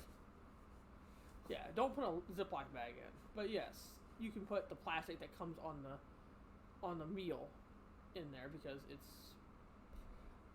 I don't know what the term would be, but it would be heat resistant maybe.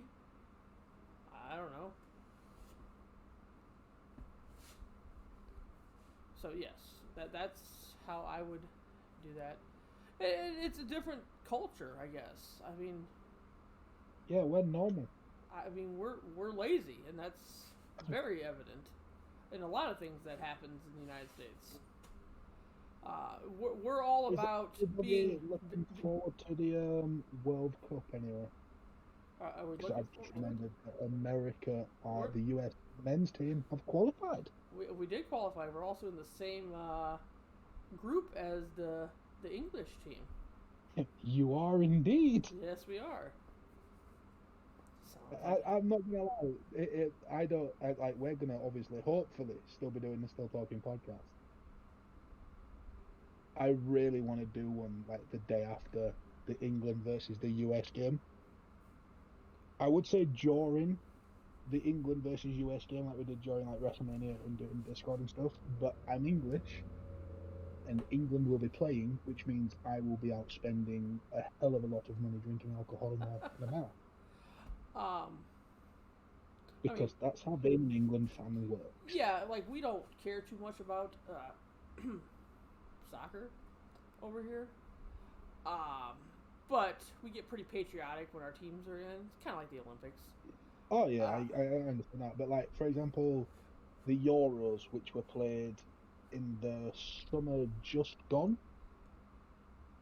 We played them in 2020, in like over the summer in 2021, around like June, July time. I spent about $4,000 on alcohol in 2 weeks.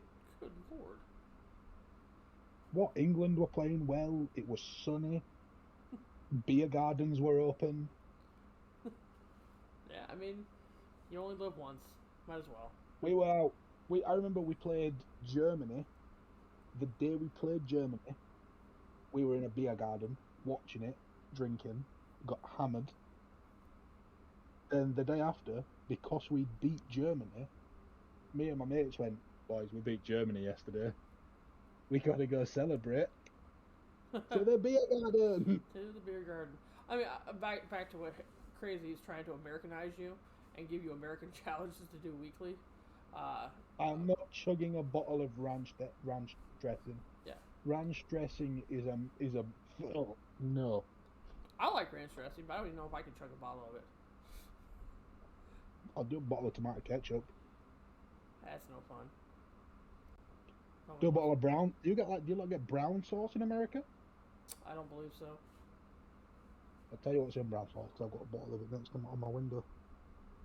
You have wait, hold on. You have a bottle in your window? Yeah, I had a bacon sandwich for my tea. Ah. And this was what went on it. So it's upstairs. It needs to go back in the fridge. How about a jar of mayonnaise? I'll do a bottle of mayo. It's freaking. We're not just gonna like eat a whole bottle of condiments. Who buys a jar of mayo? Everybody. Get it in a squeezy bottle. Yeah, you get more value when you get What the a fuck jar is of it. Velveeta cheese? What the fuck is that? It is a block of cheese that you can melt down. We found a winner. Wait, Dorman, are you telling me that you don't want to to down a bottle of sauce that is made from spirit vinegar, water, molasses, glucose fructose, syrup, malt vinegar, modified corn flour, sugar, dates, rye flour, salt, spices, and flavoring? No, I don't think I do, honestly. But I also don't want to down a bottle of ranch. I don't want to down a bottle of mayonnaise or mustard or ketchup or anything like I that. could do mayo. I could do like a Gumbert. Oh no, that's not the one I thought you. Never mind. Government cheese. Yeah, I mean, I'm not. That's not to me. That's not Americanized. Americanized would be making him cook to make a cup of tea in the microwave. That's And then Americanized. Throw it at you. But that's Americanized. Roman, I would throw it at you, and then when it didn't burn you, I would go, "You want a cup of tea?" Right. Because if I threw a cup of tea at somebody, they'd go, "Ah, for me that's hot." Not, "Ooh, that's kind of warm." Yeah, that's what I'm saying. Make you cook some nuggets in the microwave. Make your I'd die. your tea in this. You're not gonna die.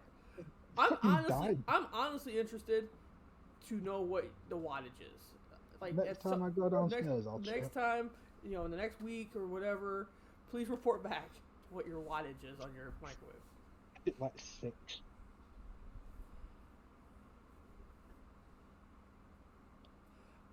Okay, I don't know if I've ever done that crazy, but you need help American Eyes is coming home from a night at the bar and being caught with a block of Velveeta in your hand while drinking from the kitchen faucet in your underwear.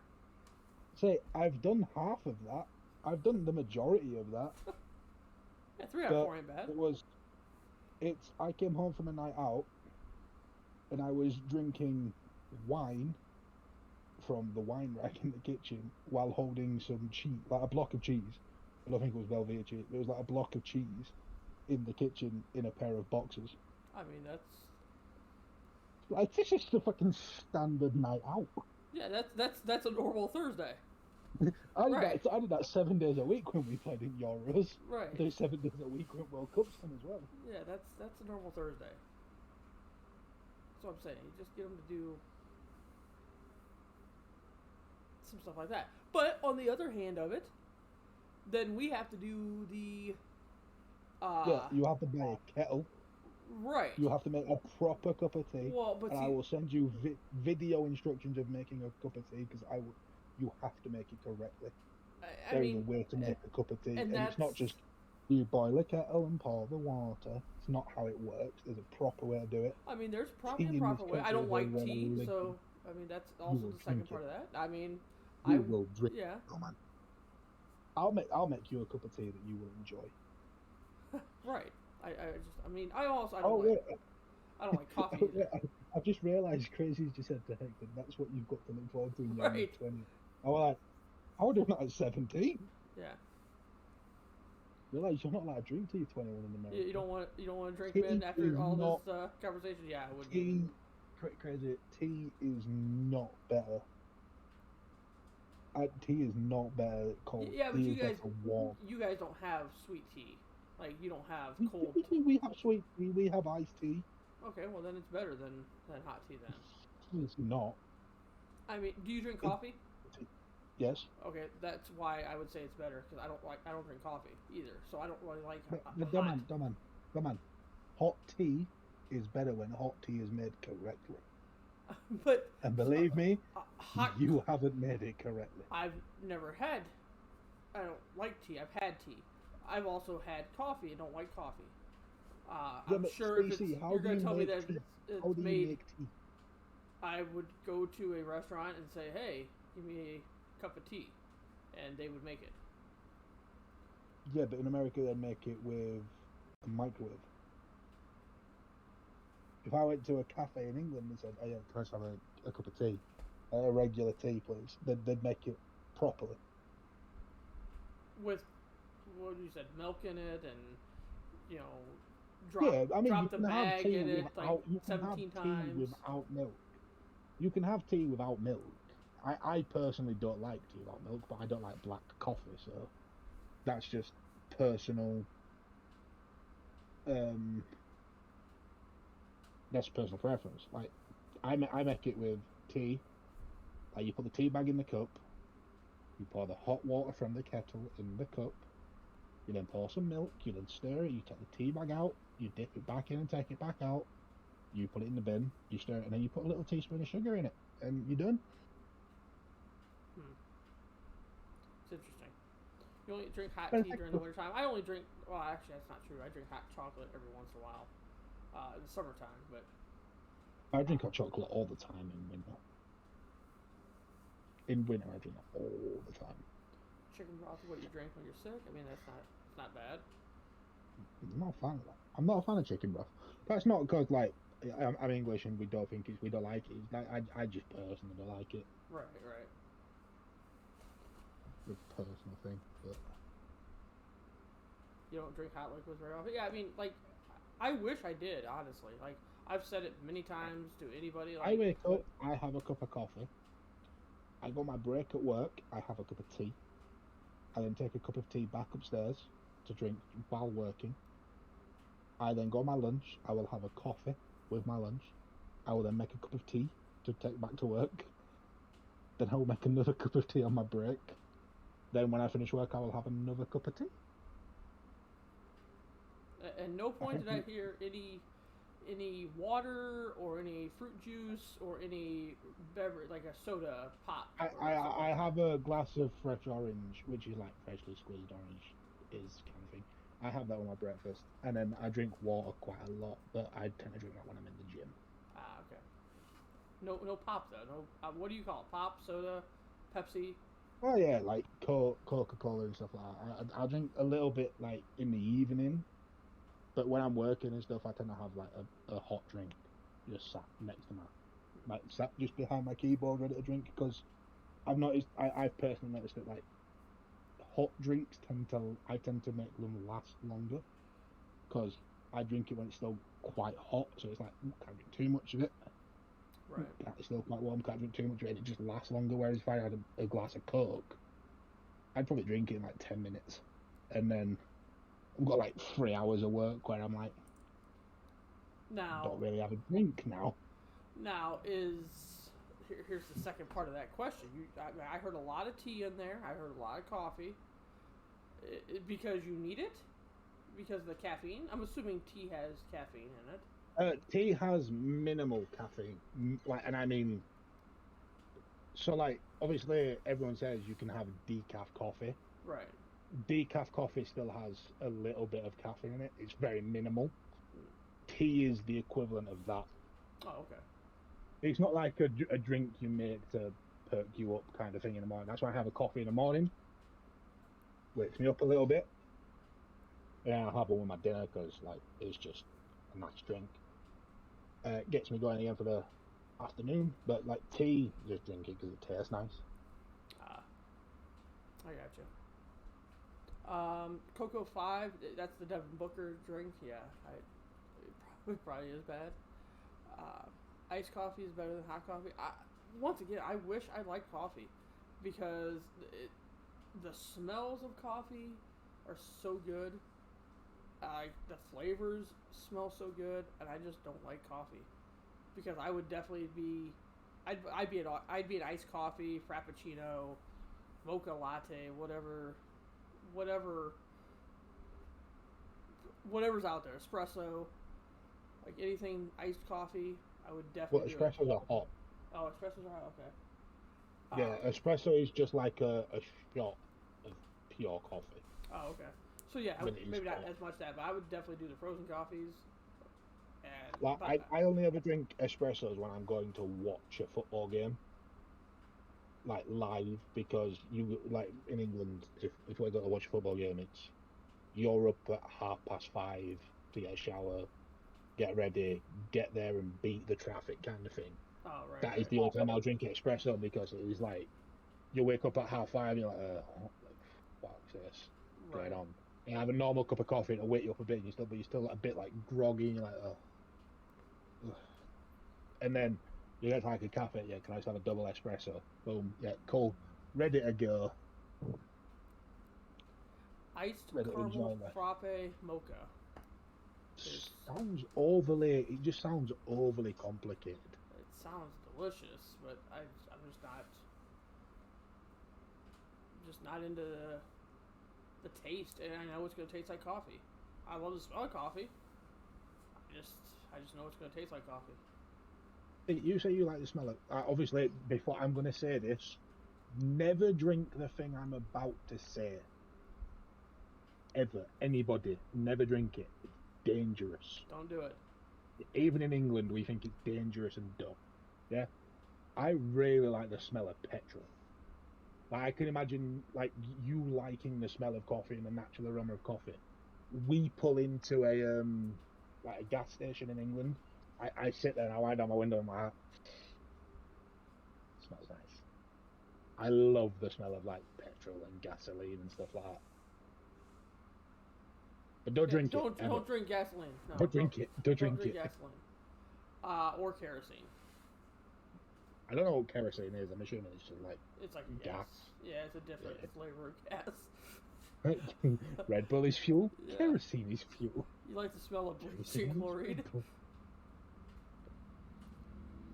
Yeah, but you put the bleach on a rag and you go up to people and like, here, smell this. That's not bleach, that's chloroform. Okay, he puts chloroform on a rag and he's like, here, smell this. Wait, is Rohypnol a smelling salt or is it a kind of swallowy drug? I don't know. I've never really sedated anybody. Yeah, I've tried. I've tried not it to, once, got it all wrong, and not been back yet. Yeah, I've tried not to sedate a lot of people.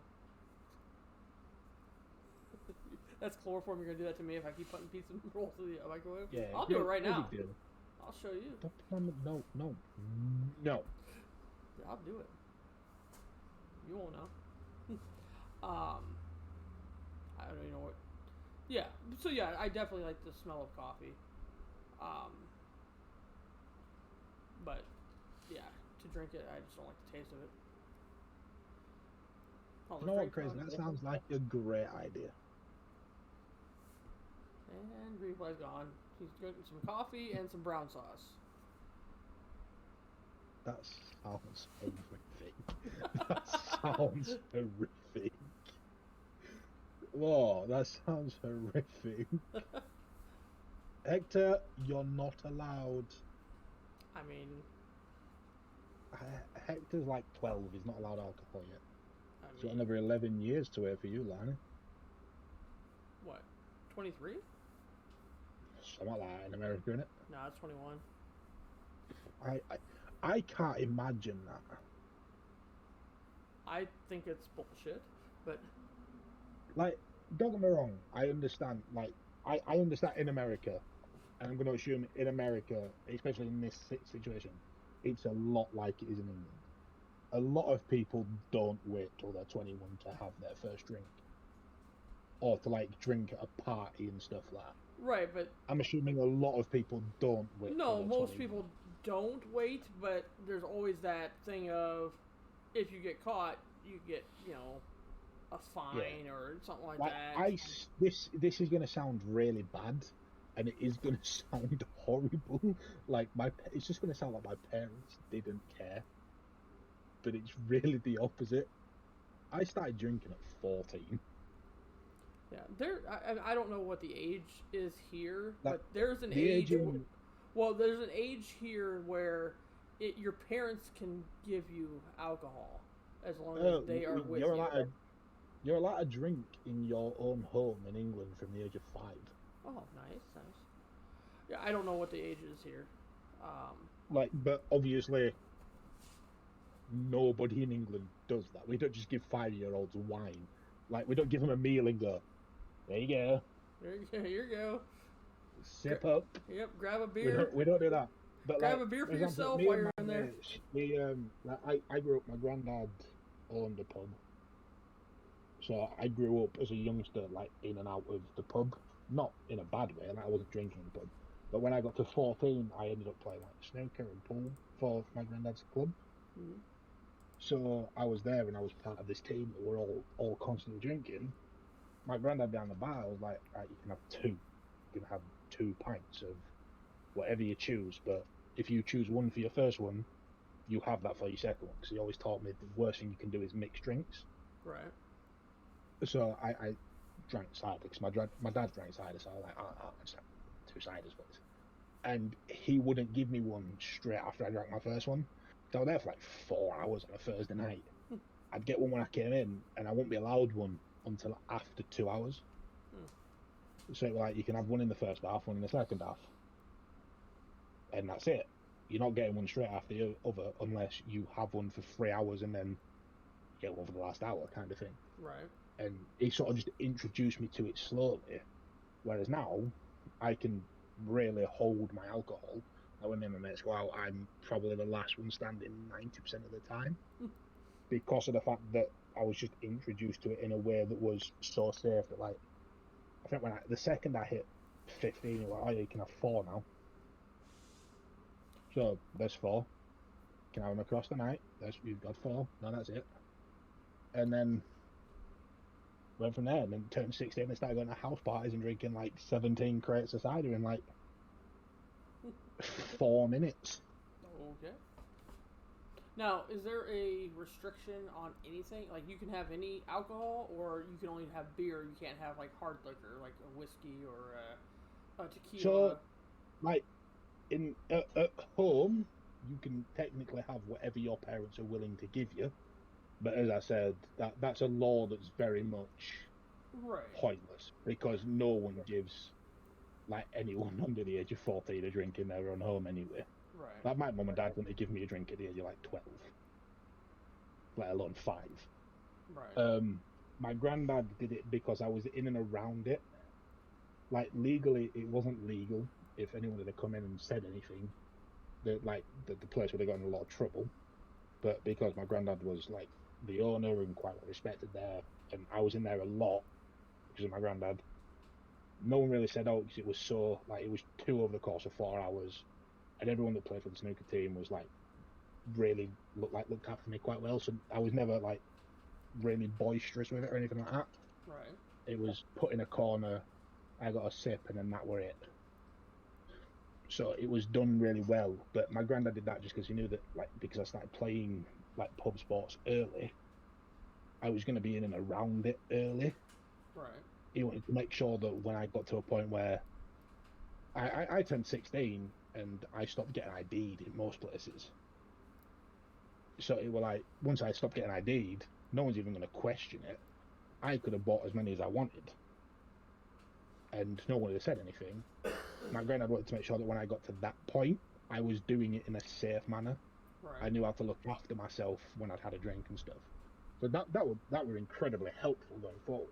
And then when I turned 16 and, like, all my friends started drinking properly and stuff like that, and by doing house parties, that's when I started drinking, like, a bit more at a time, kind of. Right. But in terms of regulations, out and about, if you're in a pub, you can't drink anything that contains alcohol until you're 18.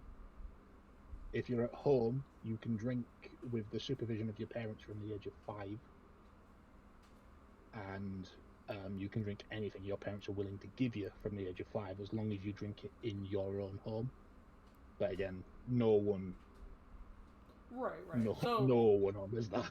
So it's not 14 or 16. It is 18. Like, the drinking age is 18. The minimum drinking age in public in a bar, like, for me to be able to go out and buy a drink in a bar, the legal age was 18. Legal age was 18. That's if you the go minimum out age. Right. Yeah, the that's age I could do it in a bar was like 16. But you can't buy it. Because I looked old. No, I could because I looked older.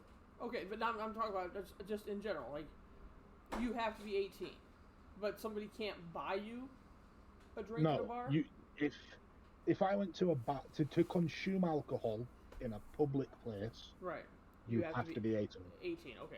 So you're just saying legally. Yeah, okay. So when can you buy my it? Granddad, 18. Okay, so, like, you can't go to the store and buy beer and take it home until you're 18 also. Okay. 18. All right. So I was thinking it was younger than. For you to buy alcohol, you have to be 18. For you to consume alcohol in a public place, you have to be 18. Okay. All right. So I was the under the only impression the only time you could legally drink before 18 is if your parents give you the alcohol in your own home, and for some stupid reason, it's from the age of 5. Which doesn't make sense. I think it was an issue originally. I think it was, like, at the age of, like, 2, and it was purely to get rid of any legality of a parent, like, putting a thimble of whiskey on the child's gums to stop, like, teething issues. I think that's what the original sound of it was. Like, the original, like, feel of it was to stop any legalities in that question. But then for some reason they moved it to 5, which didn't make sense. Doesn't make sense. Right. And it's still 5. So, like, if I have a kid and he's 5 years old, he's getting a bottle of Budweiser with every meal he has. Right. Don't do that. Seems like a terrible idea. But there's no other restrictions for. I mean, you're just talking about beer, but there's nothing for hard liquor or anything like that. That's 18. It's 18. Alcohol. Anything. Alcohol as a whole is into one here. So, like, in America, there might be you can drink beer, but not. No, it's 21 across the board. Yeah, it's same here. To buy or consume it is 18 unless you're in your own home and your parents give you it. Like, if I went downstairs now and I was 17 and I went and grabbed a bottle of my dad's whiskey without him knowing, I'm technically breaking the law, even though I'm in my own home. Like, my parents would have to give me it. Okay. No, I mean it's the same here though. I would assume, except it's 21 instead of 18, which I have issues with. But yeah, 21. It's because I believe Dennis said it a while ago. The fact that in America, obviously, I'm assuming it's still around the age of like 18 and stuff, that you can go away and fight for your country, 18. and Yeah. you Yeah. can be behind the wheel of a car. Mm-hmm. Yeah. Like I mean, like, you can what's drive the at minimum 16 age here. you have? 16. Yeah, 16. You have to be 17 to learn to drive in England. But Yeah. reality is, you start learning to drive at 17. Wow. Yeah. It's going to take you half a year to learn to drive. Yeah. Like, we can't just go apply for a learner's permit and then get behind the wheel of the car. Yeah, I think it's 15 and a half you can get a learner's permit. Yeah, we have to go through proper lessons and stuff like But that. no, I mean that's, you should be able, if you can fight for your country and yeah, stuff like you that. should be able to come home from war and have a drink. But you can't have a drink, or you shouldn't be able to fight for your country until you're 21. Yeah, I agree. Like I completely agree one with that. or the other has to be into effect. I think I agree with that. If they said, oh yeah, we're moving the minimum age to fight for your country at 21, because that's when you're an adult, then I don't think you can argue with a 21 drinking age, because it makes sense from what they're looking at it from. Whereas if they go, oh yeah, you can fight for your country at 17, but you can't drink until you're 21. Right. Makes sense. Hector, you're not a good driver. I've seen you drive in Fortnite. Hector, you're not a good driver because you're 7. And you can't reach the pedals. Crazy, we are arguing about... We're not actually arguing anymore. No. We're discussing. Yeah. We are still talking about about the fact that you're allowed to drink in England from the age of 5, legally. Drinking ages there and here. You're going to say 5, but I want to keep saying you're allowed to drink at age 15. Oh, yeah. Or age 18. At 18, here is 21, and how it's kind of bold that you can fight for your country, but you can't have a drink. So something needs to change, in my opinion. Either you can start drinking at 18, or you can't fight. You cannot be in the military until you're 21. It's even a conversation if nobody's arguing. In England, we don't have that issue because you don't ever... You can join the army at like 16, 17, but you can't get put on active duty. So you couldn't be deployed until you're 18. Because I think it was something that a while back got passed that England refuses to send children to war, and according to English law, you're not an adult until you're 18. Which makes sense. Yeah, oh, for sure. I mean, we don't have, like, we used to have the draft here, or you'd have to be eligible for the draft when you turn 18, so, well, actually, you are eligible to be drafted when you turn 18 here. Once again... Yeah, we don't... I mean, I'm assuming the draft doesn't exist in America anymore. No. And it is very much choice-based. No, you have to register. Once you turn 18 as a male, really? it's selective service. You have to register for the draft. Or yeah. Wow, I didn't know that. Like I'm 24 now, and my name is nowhere near a sign-up sheet for the army. Well, and I'm assuming it's. But don't get me wrong. Thing. If England went to war, that would change because we would go back to national service. Right. Which is what they do in South.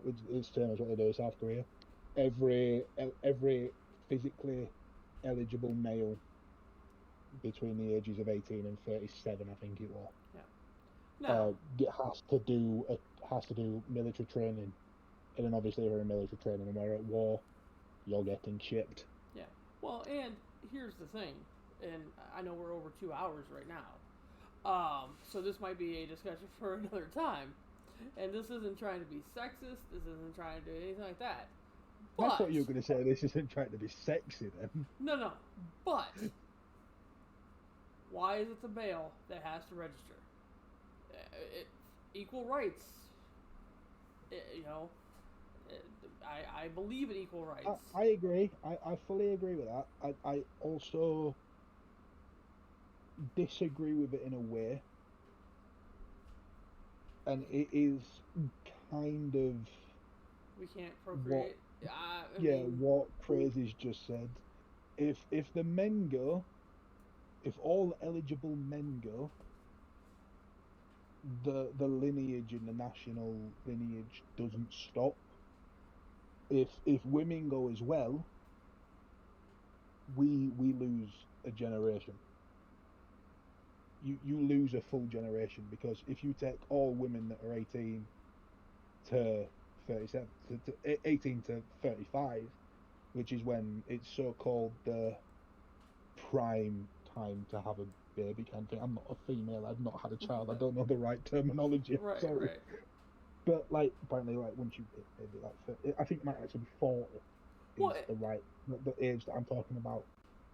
Is when like women start being considered maybe too old to have a child. It's not necessarily true. There are women older than 40 that have kids. Right, So but it's not always the case. But there's still if you restrictions. take every woman between that age, you potentially miss a generation of your national thing, because you have that full spell where pregnancy and people being born for a period of time just doesn't exist, and you rely on them, the youth coming through, and when you get out of the war, the youth come through, and then they start to procreate and have kids, and you get back on top. I think that's the sort of history behind it. I mean, I'm sure it is, but there's still restrictions on even the male going. Like, if you're the only male child, you're not eligible for the draft. Fuck me, I'm not eligible. I'm eligible, boys. I think I might be wrong about this. The oldest male child also is not eligible for the draft. So there could still be the restrictions for a female too. Personally, I think it should be like it is in England. I think it should be like it is in England everywhere. Unless you go to war, and in that case, anybody that is eligible should be called up to protect their country in that case of emergency. And I agree with that. If England went to war with America tomorrow, sorry guys, but I'd be willing to kind of fuck y'all up. Right. It wouldn't go down that way, but right. We could be friends. But like, I'd be willing to. Yeah. No, we're not. We're not gonna be friends. I want to be friends. Don't fuck me up. Don't be fucking me sorry. up. No, I don't know. It's just. I understand the point of that. If it was for Queen and Country, you have to do this to protect your country kind of thing, I'd do it. But at the same time, and I respect everybody, either English, American, foreign, however people, anybody that is willing to sign up and risk their lives to protect their country, I have nothing but respect for. Oh, 100%. At all. Yeah. But I'm not stupid enough to sign up to get shot at. Right. Oh no, I have all the respect in the world for people that willingly sign up. Yeah, like a friend of mine is in the RAF, the Royal Air Force of England. I have nothing but respect for him, but I told him he's an idiot. And he went, why? And I went, you've signed a piece of paper to willingly be shot at. Right. Do you have any idea how stupid that sounds? Right. Yeah, no, I agree. Some people, that's what their calling is. So, again, nothing but respect, but I personally wouldn't choose to do it because I think it's dumb to want to get shot for a living. But, at the same time, if for my country I was told we need everybody or we're all going to die, I would do it because I respect my country. Right. And I also respect, and it's not just my country, but there are currently hundreds of thousands of people from my own country that are fighting to keep me safe. I owe it to them that if they get outnumbered and we are stuck in a bad situation, I owe it to them to be willing to lace up a pair of boots and go and help. Yeah, I mean that's the difference, I think, of UK and the United States. We feel entitled that we shouldn't have to do that, and somebody should figure it out for us. You know, along those lines. I think this conversation is for a different day. Yeah, Because I want Dennis's involvement on this. well, yeah, I want Dennis's involvement, and this is a conversation that can go on for an hour. Yeah, I agree with Because that. This could potentially be a full podcast. yeah, because you know what Crazy said there. Like, I disagree with that. A million times. I also agree with that. I don't suck up to people because they signed up. I suck up to people because, and I wouldn't say besides suck up. I respect people. Respect. Yeah, I don't. Because of the fact that they are willing to risk their life to protect mine, and they don't know who I am. They don't know who I am, and they're just doing. Some people do it for other reasons, but some people do it for country reasons. Yeah, they are patriotic, and they go to make sure that other people what do they it. grew up believing in. Other people do it because they think it's the easy way, like the military life is the better life, or do your 20 and out, stuff like that. No, I mean, to an extent, yes, respect is gained. No, not even to an extent. 100%. No, but joining the army and being willing to fight for your country to protect people that you don't know, right, that gains respect. Yeah, I mean, you're saying respect is gained. Are they only gained respect if they die? Then it's like, well, I respect them that they've made that.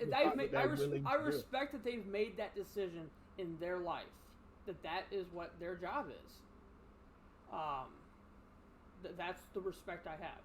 Now, they could be asshats and stuff like that in other parts of their life, but I respect that that's the decision that they have made. If someone, I would say from an English point of view, right? If someone went and did a tour of Afghanistan in the English army and came back and they were a prick, and I mean a full-on prick. I've been in the army. I've done this for you guys, and they thought they were bad. I would have nothing but respect for them for doing what they did.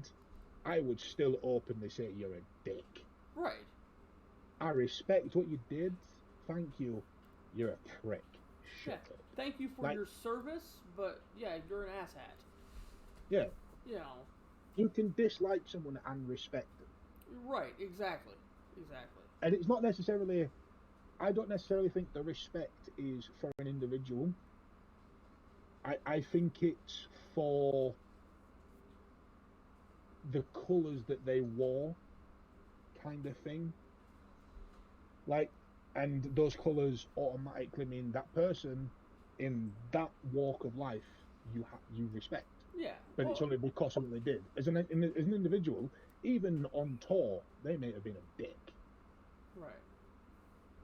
Well, and they went on tour and they looked after, they protected the country. Well, they protected each other. Yeah.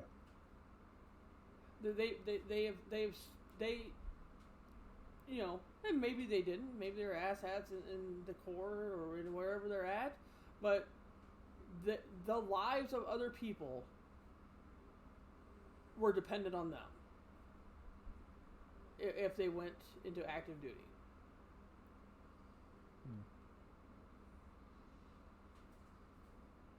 The man respect says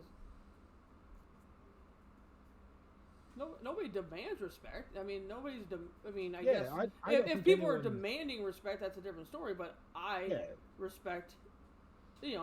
I naturally I don't agree to the demand respect. If people that do say I was in the army respect me, they lose respect. They do lose that respect. Yeah, I mean, I'm sure everybody in this conversation, whether they're in chat or me or Greenfly or each other, like everybody is either related to or knows somebody very close to them that's been in or been in the military. Yeah. And I'm not just talking like most people, somebody that and used to know. I don't just mean this Englishly. I think everybody currently in this chat, somebody in your family tree, will have at some point donned a military uniform. Right. And those people donning those military uniforms are the reason we get to sit in a world where we're free to do pretty much what we want within the realms of the law. Right. If I want to wake up early tomorrow and go play golf, I'm allowed. If I want to wake up late tomorrow and just sit and watch TV, I'm allowed. And that's purely because of the people that came before me and stood up and protected the country that I live in. Right. And it's the same for a lot of Americans. Right. No, it is. Most Americans. And we're so far removed from understanding that. Like, yeah, we had 2001. You know, we had different wars here and there, but we're so far removed from World War I, World War II. You know, that people that did actually fight to keep. I agree. But also, I do personally disagree with what Chris has just said. No one living today is the reason we are free. I completely disagree with that. You look at terror attacks that happen throughout the world. You look at is it the Boston Marathon that got hit? Right. You look at 9/11, obviously there's conspiracy theories around that I'm not going to get into.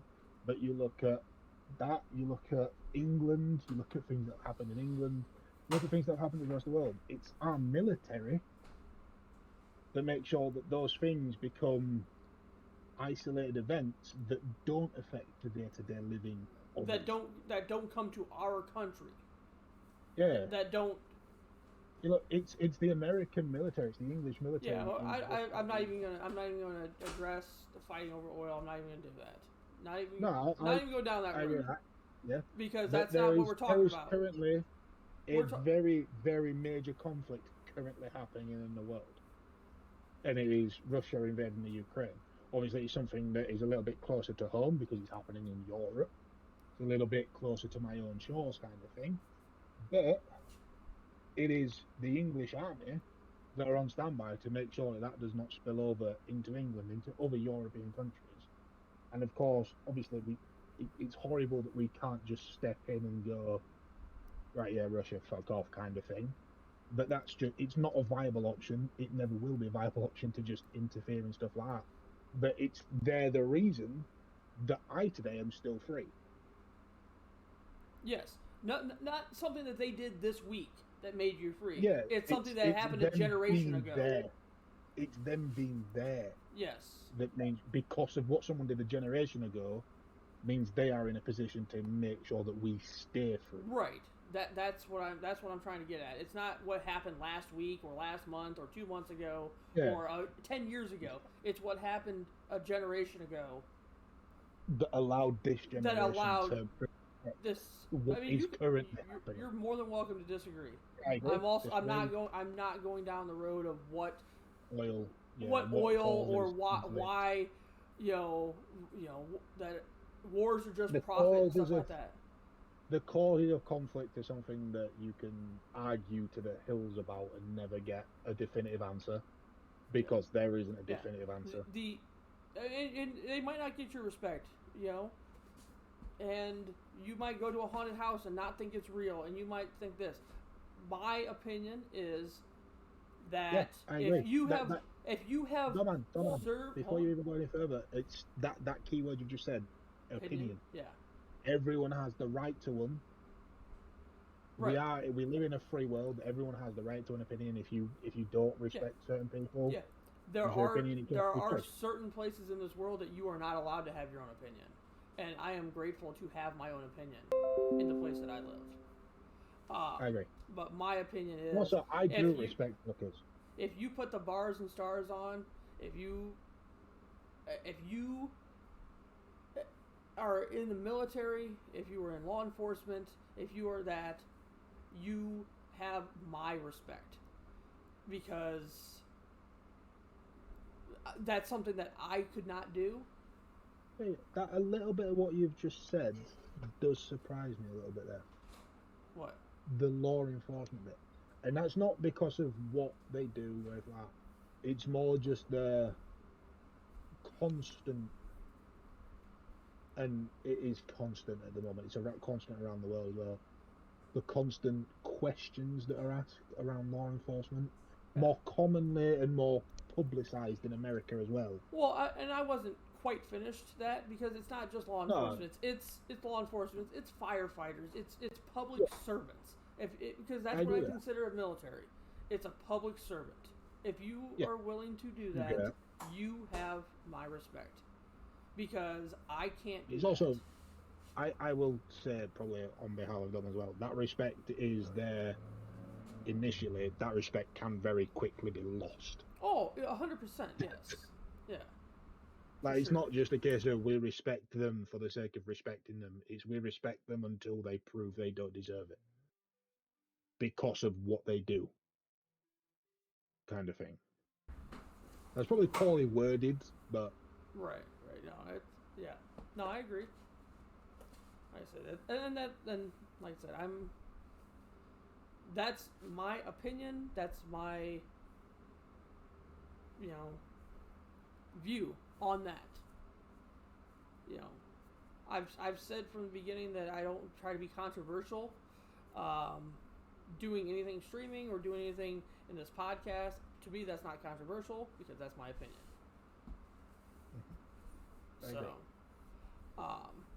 What I will say is before we delve any further, as you said, we do want to sort of save some of this topic for a different day. Right. Get some proper questions on it and stuff like that. Maybe read into some very different, like, sort of more public opinions. Get maybe also Dennis and Jack's back and be at full strength for a conversation like this. Right. So I do think it's a case of probably the right place to leave it.